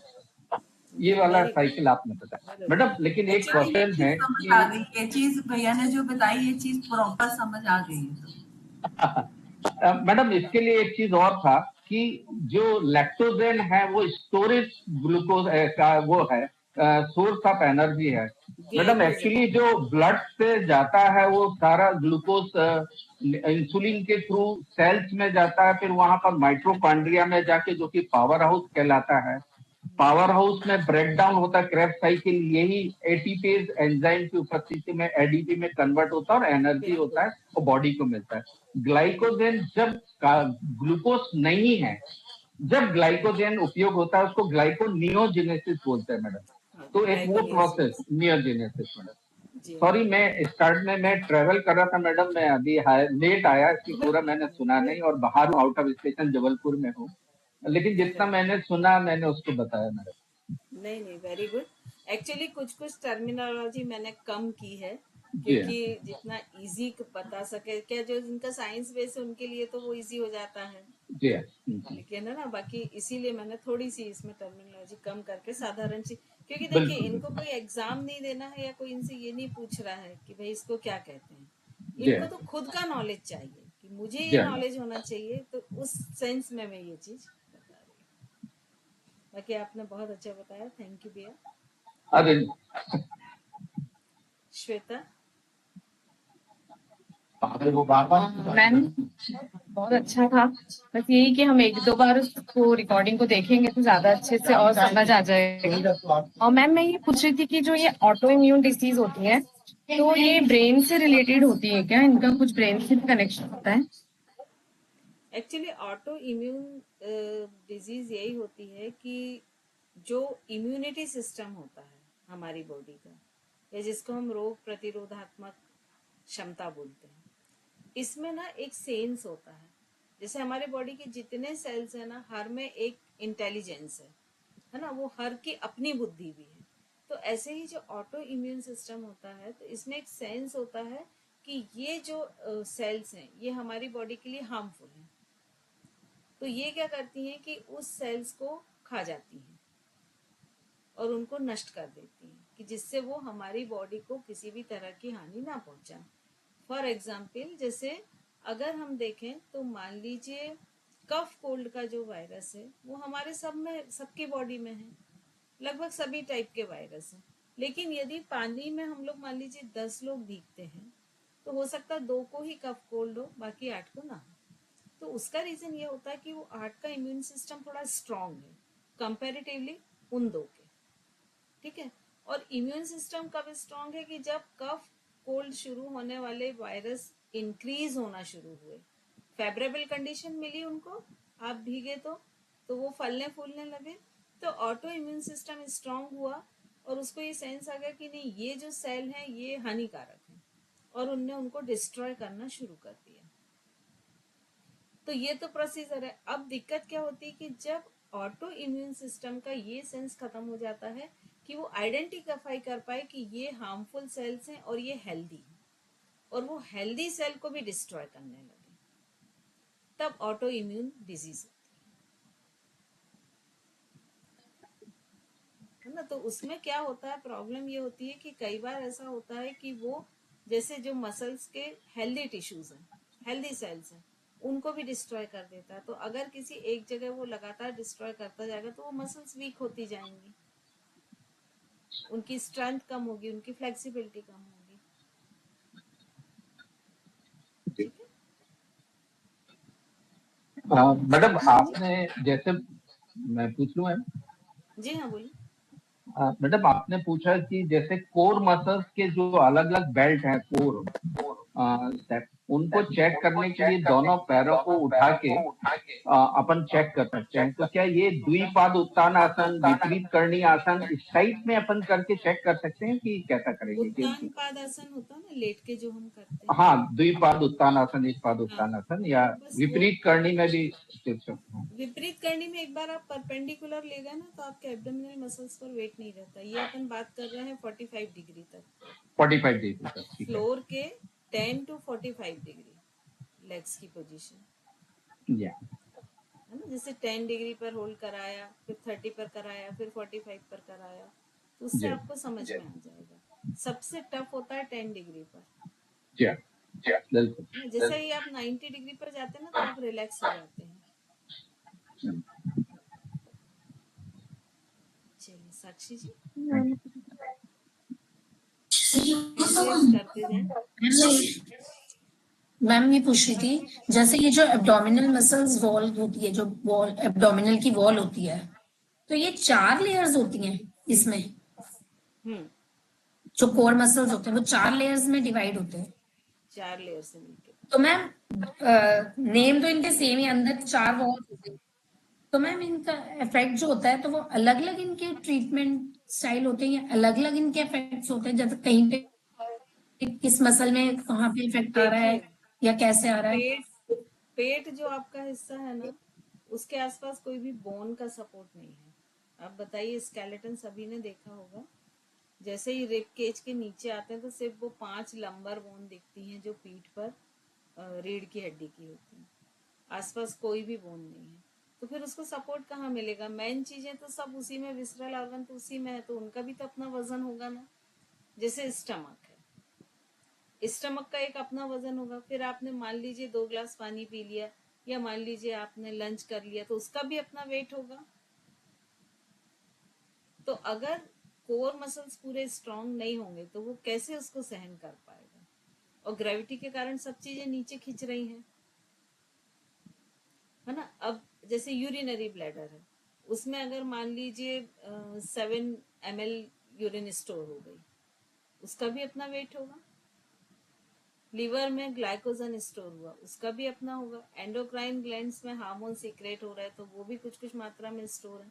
तो आप ओवरऑल सोचिए, ये सारी चीजें हो तो एब्डोमेन में रही हैं, तो उसके उतनी स्ट्रेंथ चाहिए ना उसकी मसल्स को, या तो बोन होती वहां पर कि बोन्स रहती। तो इसीलिए जो एब्डोमिनल मसल्स होती हैं वो बहुत स्ट्रॉन्गेस्ट मसल्स होती हैं, कि जो बहुत सारे वेट को सहन कर सकें, सारे जितने विसरल ऑर्गन्स हैं उनको अपनी जगह पे रख सकें, इसलिए ये इतनी लेयर्ड होती है। तो मैम जैसे कहीं पे भी एब्डोमिनल में कोई भी इश्यूज आएंगे तो ये वॉल्स अफेक्ट होंगी ही होंगी। जरूरी नहीं होता है ना, हो सकता और है मैम कि एक मान चीज लीजिए आप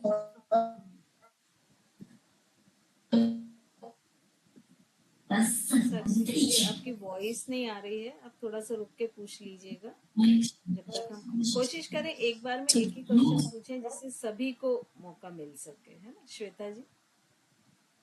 मैम ये जो अपनी मस्कुलर डिजीजेस जो है, अभी तो हमने इनके नाम और उनके बारे में जाना है, बट इनको ट्रीटमेंट के लिए भी हम जानेंगे कि कैसे इनका हमारे को थेरेपी एक्चुअली करना है। देखिए, जो मस्कुलर डिजीज होती है ना, ये बहुत कम होती है, रेयर डिजीज होती है और इनके ट्रीटमेंट भी बहुत रेयर है। तो जो मस्कुलर है उसके एलोपैथी में ही बहुत रेयर ट्रीटमेंट्स हैं। तो हमारे पास तो मस्कुलर में जो होता है कि फ्लेक्सिबिलिटी है, स्ट्रेंथ है, मान लीजिए किन्हीं कारण से वीक हो रही है, कुछ न्यूट्रिशंस के कारण ही, तो हम इन्हीं सबको देख सकते हैं, है ना। बाकी जो चीजें हैं वो बहुत हायर स्टेडी की हैं। तो ऐसा नहीं है कि बाकी चीजों पे हम काम नहीं कर सकते हैं, लेकिन अभी बेसिक में हम यही चीजें देख सकते हैं। नहीं तो सर, आपको स्ट्रेंथ देखना है, फ्लेक्सिबिलिटी देखना है, तो उसके लिए आपको मालूम होना चाहिए कि हम अगर मान लीजिए हम हाथ पे देख रहे हैं कि ये हाथ नहीं उठा पा रहा है या हाथ नहीं घुमा पा रहे, तो क्यों नहीं घुमा पा रहे हैं, वहां के लिए रिस्पॉन्सिबल कौन सी मसल्स है। तो हमको ऐसा थोड़ा मोटा मोटा ज्ञान होना चाहिए जिससे हम उस पर काम कर सकें। मेरे परिचय में मैम एक भैया है, उनको अभी मस्कुलर डिजीज ही हुआ है, उनका मस्कुलर न्यूरो डिजीज है, उनको सब जगह में गांठें हो गई है मसल्स में और प्रोग्रेसिव डिजीज है, वो बढ़ता जा रहा है। तो मैं इसीलिए आपको पूछा था कि हम उसके ट्रीटमेंट के आप लिए भी पढ़ेंगे। अलग से फोन कर लीजिएगा। एक्चुअली ये जो है ना, इस टाइप की डिजीज बहुत क्यूरेबल नहीं रहती है, मैं आपको फैक्ट बताऊं। बट स्टिल बहुत उसका ही अगर प्रोग्रेशन हम कम कर पाए, ऐसा कुछ हाँ होता बस होगा। ऐसा कर सकते हैं, कुछ रहते हैं इसमें करना है, तो आप अलग से कॉल कर ओके लीजिएगा। Okay ma'am, thank you. Okay Ritu ji. Ma'am जैसे आपने बताया ट्रेपीजियस और डेल्टोइड, तो ये जो मसल्स हैं हमारी, इसके लिए आपने बोला वेट के साथ हम उसको क्योर कर सकते हैं, तो किस तरह से उसको आप बताएंगे अभी या बाद में? नहीं देखिए, उसमें आप वेट और जो रेजिस्टेंस बैंड होते हैं दो से कर सकते हैं। शुरुआत आपको रेजिस्टेंस बैंड से करनी पड़ेगी क्योंकि आप उसकी थोड़ी फ्लेक्सिबिलिटी और वो बढ़ाएंगे। तो सिंपल होता है कि जैसे आपने रेजिस्टेंस बैंड लिया, ये मैं मोड़ के बता रही हूँ आपको, सीधा रख के करना, उसको आपने स्ट्रेच किया, यहाँ रोक के रखा। तो जब तक आप रोक के रखेंगे, ये तो मैं खाली हाथ हूँ, बैंड लेके जब करूंगी तो ऑब्वियसली यहाँ पीछे प्रेशर आएगा। तो 10 सेकंड तक हमने रोक के रखा, फिर वापस उसको ढीला किया, फिर रोक के रखा। तो ये एक तो शोल्डर लेवल पर हो गया, दूसरा यही अपर लेवल पर हो गया। लेकिन अपर में आपको ये ध्यान रखना है कि ये स्ट्रेट रहे। मोस्टली लोग क्या करते हैं, ये ऐसे करके कर लेते हैं, ठीक है ना। तो ये ऐसे होना चाहिए, ठीक है। और तीसरा यही बैक से होगा, ठीक है। एक तो तीन तो ये एक्सरसाइज हो गई फर्स्ट। फिर आपने जैसे शोल्डर की लेंथ का ही वो लिया, हल्का सा स्ट्रेच किया और उसको पूरा पीछे तक ले गए, जितना पीछे आप लेके जा सकते हैं, और वापस लेकर आए। तो शुरुआत आपको इससे करनी पड़ेगी। फिर जब आप एक दो वीक इससे कर लेंगे, फिर आपको वेट पे आना पड़ेगा। तो ऐसे स्टेप वाइज स्टेप कर सकते हैं। अभी स्टार्टिंग में आप क्या कर सकते हैं, जैसे वेट आपने पकड़े, दोनों हाथ स्ट्रेट किए शोल्डर के लेवल पर, एक हाथ दिख रहा है ना मेरा, इसको पूरा इस तरह से मूव किया, ऐसे दोनों करने हैं। तो इसको पहले जैसे ये फिंगर्स खोली और थंब को पहले पूरा एक साइड नीचे किया, फिर दूसरी साइड किया। तो पहले खाली हाथ करें, फिर इसी को वेट लेके करें। अब ये जब एक्सरसाइज करेंगे तो इसमें आपके दोनों हाथ, दोनों शोल्डर पूरा एक स्ट्रेट लाइन में होना चाहिए। क्योंकि ज्यादातर लोगों को जब मैं ये एक्सरसाइज करने बोलती हूँ तो उनका ये पोजीशन हो जाता है। अभी आप हाथ फैला के देखें, थोड़ा सा डाउन करें तो देखिए आपके कंधे पे कोई जोर नहीं रहेगा। और अगर आप शोल्डर लेवल पे जैसे ही ले जाएंगे तो यहाँ पर एक प्रेशर फील होगा, ये प्रेशर के साथ करना है। और जब आप हाथ पूरा पीछे ले जाएंगे तो आपकी जो पीछे शोल्डर प्लेट होती है ना, वो ऐसे हल्की सी पीछे की तरफ फोल्ड हो जाए। मैम जैसे अभी आपने बोला श्वेता दीदी को कि मसल्स पे हम बहुत ज्यादा नहीं बता सकते, मेनली तो हमारा मतलब योग मसल्स पे नहीं है कि मसल्स को ही हम ज्यादा लेकर के चलते हैं। नहीं, वो डिजीज के बारे में बोल रहे अच्छा, जैसे शारीरिक हैं। पेश वगैरह डिजीज, हाँ, वो मसल्स डिजीज है ना, उसके बारे में बात कर रहे हैं। अदरवाइज तो पूरा मसल्स पर ही हाँ डिपेंड वो है। मेरे को वो थोड़ा सा कंफ्यूजन हुई। नहीं, वो डिजीज की बात कर रहे हैं कि मसल्स की जो डिजीज होती है उनका अभी बहुत अधिक ऐसा सोल्यूशन नहीं है। और होता क्या है कि लोग इतना बाद में आते हैं ना हमारे पास, क्योंकि ये प्रोग्रेसिव डिजीज होती है, मसल्स से रिलेटेड जितनी भी होती हैं ज्यादातर प्रोग्रेसिव होती है, तो वो इतना बढ़ चुकी होती है ना कि वो हमारे हाथ में फिर कुछ भी नहीं रह जाता। प्रॉब्लम ये होती है। Thank you ma'am. Preeti ji, ma'am बहुत सुंदर क्लास थी, बहुत अच्छा लगा। Thank you. बहुत इंफॉर्मेटिव थी मैम। दीदी एक छोटा सा क्वेश्चन है। दीदी को तो अच्छा लगेगा ही क्योंकि उनका तो सब्जेक्ट है ही, ये लोग कर चुके हैं। यस। हाँ, और एक्चुअली वही प्रॉब्लम है जो भरत भी अभी बता रहे थे ना, ग्लाइकोनिजिसिस और ग्लाइकोजिसिस, तो वो कुछ टर्मिनोलॉजी मैंने कम करने की कोशिश की है, क्योंकि वो मालूम है उसका कोई यूज नहीं है। आपको सिर्फ समझना है कि वो प्रोसीजर होती क्या है, यस यस तो वो मैम। थोड़ा सा इसीलिए कम। कुछ जी हाँ, लोगों को जैसे पद्मासन लगाया और लगाते साथ नमनेस आ जाती, पैर सो गया, झंझनी आ रही है। कुछ लोगों को बहुत लॉन्ग तक रहता है, कुछ बैठे रहो 1-1 घंटे नहीं होता है। तो जिनको बहुत जल्दी होता है, नमनेस आती है, उनके लिए हम क्या सजेस्ट कर सकते हैं? देखिए, जिनको बहुत जल्दी नमनेस आ रही है, चलता इसका मतलब ये है है। कि संजय उनके चाची का फोन आ एंकल रहा, बात करो, जॉइंट्स बोले मैं नहीं क्लास खुले, में। है ना। एंकल जॉइंट्स उनके ओपन नहीं है। एंकल जॉइंट्स जब ओपन नहीं होते हैं और आप पैर को ऐसे लाते हैं इस पोजीशन में, तो क्या होता है कि ये एंकल का प्रेशर आपके नी के वहां पड़ता है और यहाँ से सर्कुलेशन रुक जाता है, जिससे नमनेस आती है। लेकिन जो लंबे समय तक प्रैक्टिस करता है, जिसके एंकल जॉइंट खुल जाते हैं, तो क्या होता है कि ये रखे रहते हैं, लेकिन ये जो प्रेशर होता है वो नहीं क्रिएट होता।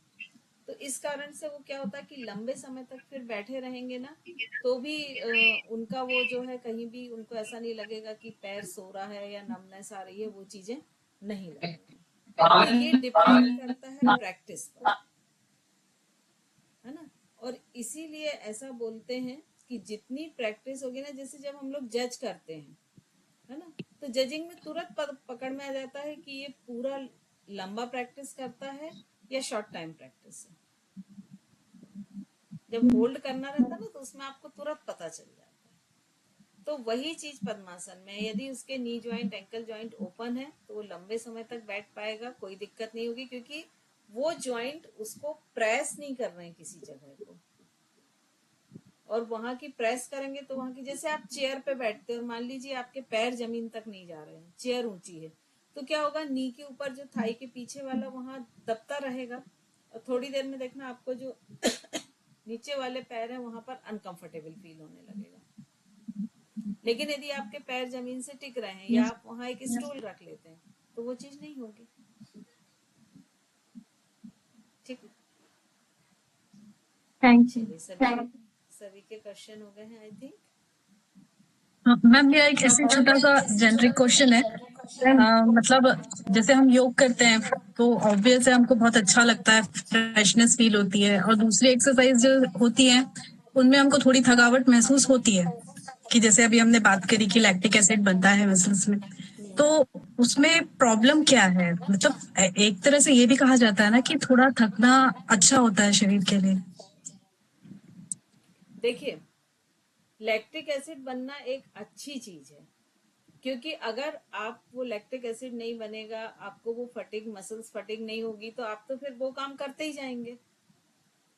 सपोज मान लो कोई व्यक्ति भाग रहा है और उसके पैर के मसल्स में लैक्टिक एसिड नहीं क्रिएट हुआ, तो वो तो भागते ही जाएगा, और फाइनल क्या होगा कि वहां ऑक्सीजन की इतनी डेफिशिएंसी हो जाएगी कि हो सकता है वो मसल्स जो है वो एकदम ही बेकार हो जाए, डीएक्टिव हो जाए। तो उस पॉइंट ऑफ व्यू से यदि आप देखेंगे तो लैक्टिक एसिड अच्छा है, लेकिन लैक्टिक एसिड जो है वो हमारे मसल्स को डैमेज करता है।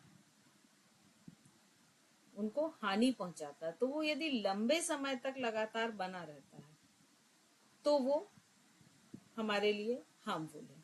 अब थकना और फटिगनेस दो अलग चीज है। मसल्स फटिग कब होती है? जब एक ही मसल्स को आप बार बार बार बार, जैसे सपोज कोई पत्थर तोड़ रहा है तो हाथ को ही बार बार बार बार यूज किए जा रहा है, एक ही मसल्स यूज हो रही है, तो धीरे धीरे उसमें फटेगा और उस समय जो लैक्टिक एसिड एक ही मसल्स में बढ़ेगा, परेशान होंगे, तो वो एक मसल्स की प्रॉब्लम होगी, वो हार्मफुल है। लेकिन जब हम ओवरऑल कर रहे हैं और उसमें थकते किस हद तक हैं कि हम एक समय के बाद रुक जाते हैं।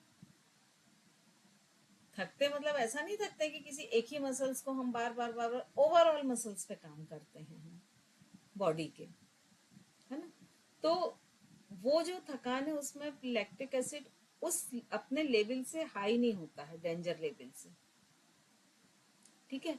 लेकिन जो थकना अच्छा होता है जो आप बोल रहे हैं वो एक अलग सेंस है। क्या होता है, कई बार लोगों का ना एक सेटिस्फेक्शन होता है, एक मेंटल ट्रिगर पॉइंट होता है कि अगर एक्सरसाइज की, पसीना नहीं आया तो फिर क्या एक्सरसाइज की, एक्सरसाइज की थकान नहीं हुई तो क्या एक्सरसाइज की। ये मिथ है। एक्सरसाइज वो होनी चाहिए कि जब आप बहुत थके आए हो और आप सोचे चलो 1 घंटा हम एक्सरसाइज कर लें तो बिल्कुल फ्रेश हो जाएंगे, एनर्जी लौट आएगी, वो आपकी बॉडी के लिए सही है ना। वो सही नहीं है कि जो आपको परेशान कर दे। देखो, हेल्थ के लिए हम सब कर रहे हैं, फाइनली हेल्थ कब आएगी? जब आप एनर्जेटिक रहेंगे या जब आप थके हुए रहेंगे। जब तो एनर्जेटिक रहोगे। ये एक मिथ बना लिए है लोगों ने कि अरे पसीना नहीं हुआ, पसीना नहीं आया तो कैसी एक्सरसाइज। नहीं, आप सिर्फ योग में तो हम यहाँ तक बोलते हैं कि आप सिर्फ मेडिटेशन, आप सिर्फ योग निद्रा, आप सिर्फ शवासन, इनके थ्रू तक आप किसी भी चीज का हल कर सकते हैं, क्योंकि फाइनली कंसीव तो आपके माइंड को कराना है ना, और माइंड ने एक बार कंसीव कर लिया तो चीजें होती जाएंगी। तो ये एक मिथ है। जैसे सपोज आपने हेडफोन लगाए, ठीक है, अब आप 5 किलोमीटर दौड़े, आप पसीने से लथपथ हैं, तो क्या आप हेल्दी स्टेटस में हैं या आप हेल्दी स्टेटस को पा पाएंगे? बिल्कुल नहीं पा पाएंगे, क्योंकि आपने वो 1 घंटा लगाया, 2 घंटा जो भी लगाया, उस समय आप टोटल हेडफोन लगाए थे, आपके पंच तत्व कोई भी बैलेंस नहीं हुए।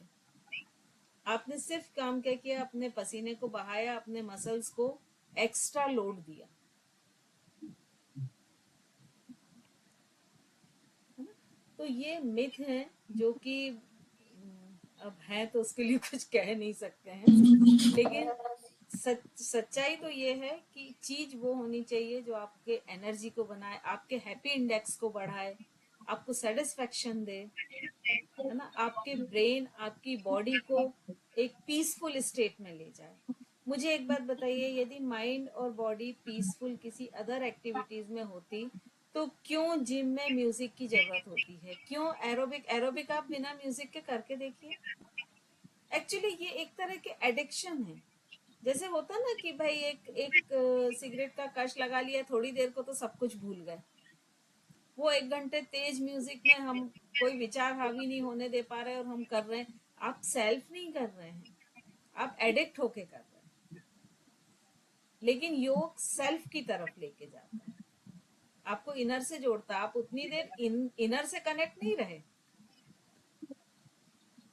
है ना। तो इस चीज का डिफरेंस समझिए। एक्चुअली चीजें बहुत सारी हैं हमारे आसपास बिखरी हुई हैं।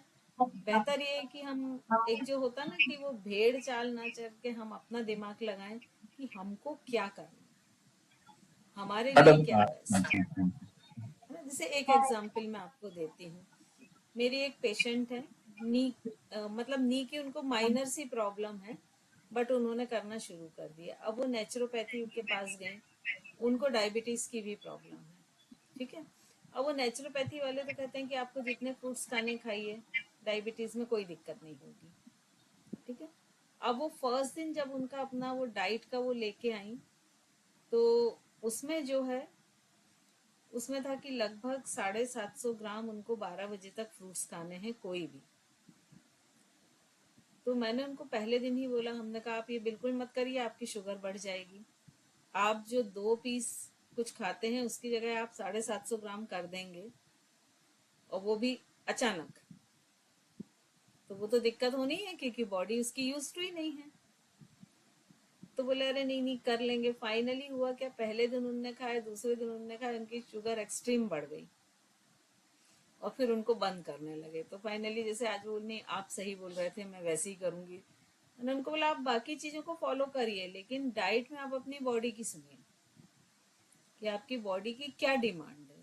देखिए जैसे हम इंडियंस हैं, हम मान लीजिए सुबह से हर घंटे में भी कुछ ना कुछ खाएंगे, और अगर हमको 1 बजे 2 बजे पूरा दाल रोटी सब्जी चावल नहीं मिला, वो स्किप हो गया, और जबकि हमने 1 बजे तक हर घंटे कुछ ना कुछ खाया है, लेकिन हम क्या शब्द यूज करेंगे कि आज खाना नहीं खाया।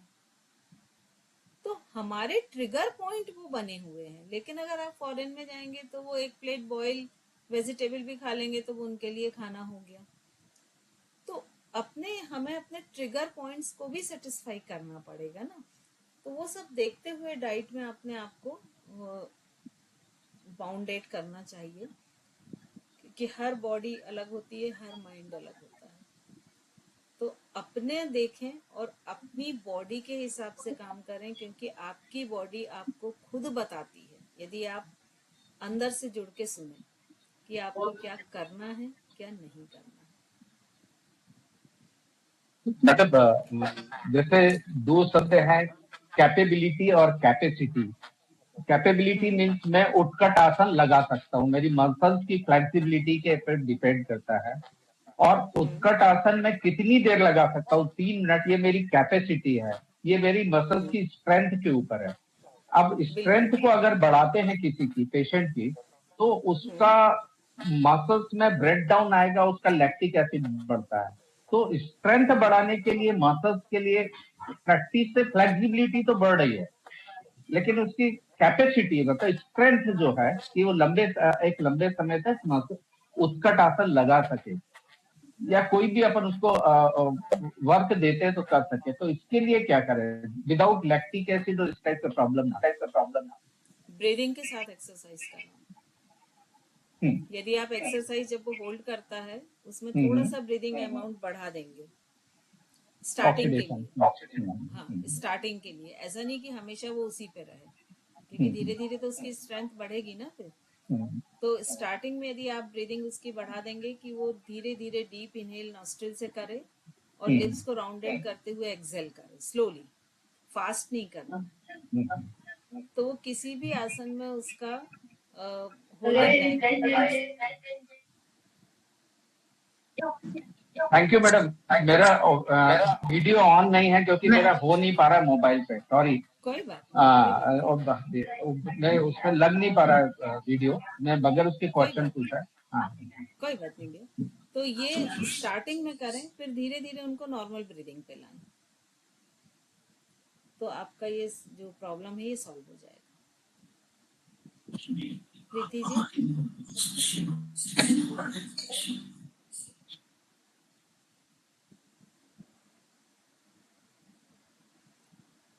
प्रीति जी कुछ पूछना चाह रहे हैं?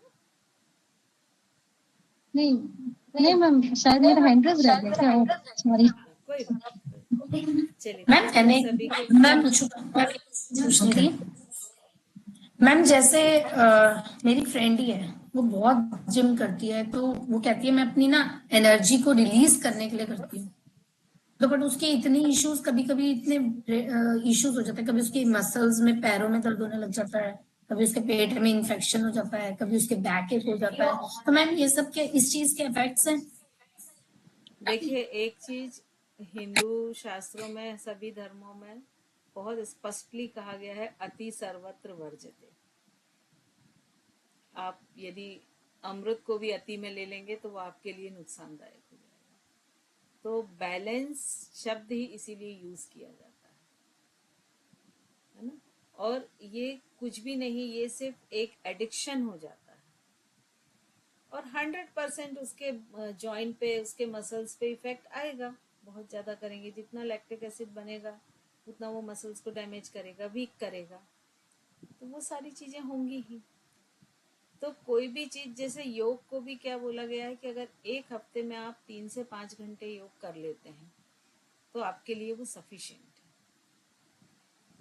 अब फिर कई लोग क्या करते हैं, या तो करते नहीं है, करते हैं तो फिर इतना अति करते हैं कि सारी लिमिट्स तोड़ देते हैं, तो वो भी हार्मफुल होगा, बॉडी को डैमेज करेगा ही। आप एक्स्ट्रा उस पर बर्डन डाल रहे हैं तो वो डैमेज करेगा।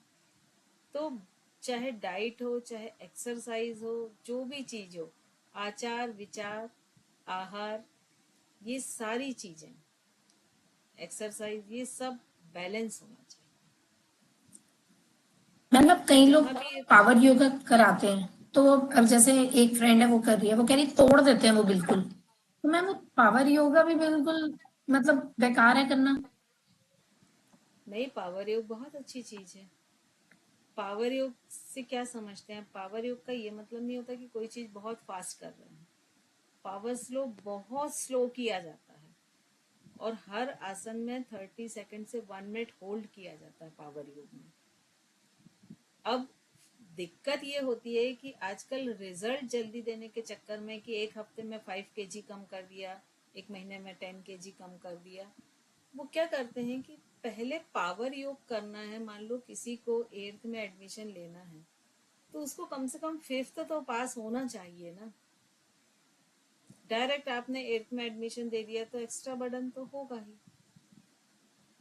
तो पहले पावर योग तक उस बॉडी को ले जाया जाता है, उसके मसल्स की स्ट्रेंथ बिल्डअप की जाती है, फ्लेक्सिबिलिटी बिल्डअप की जाती है, तब फिर उसको पावर योग पे लाएंगे, तो फिर नहीं होता। तो जैसे 2 व्यक्ति, मान लीजिए एक व्यक्ति की बहुत अच्छी सारी कुछ डेवलप हो चुकी, वो 5 साल से कर रहा है योग, वो वही पावर योग करेगा तो उसके लिए बेनिफिट है, लेकिन कोई पहले दिन से कर रहा है तो उसके लिए वही हार्मफुल है।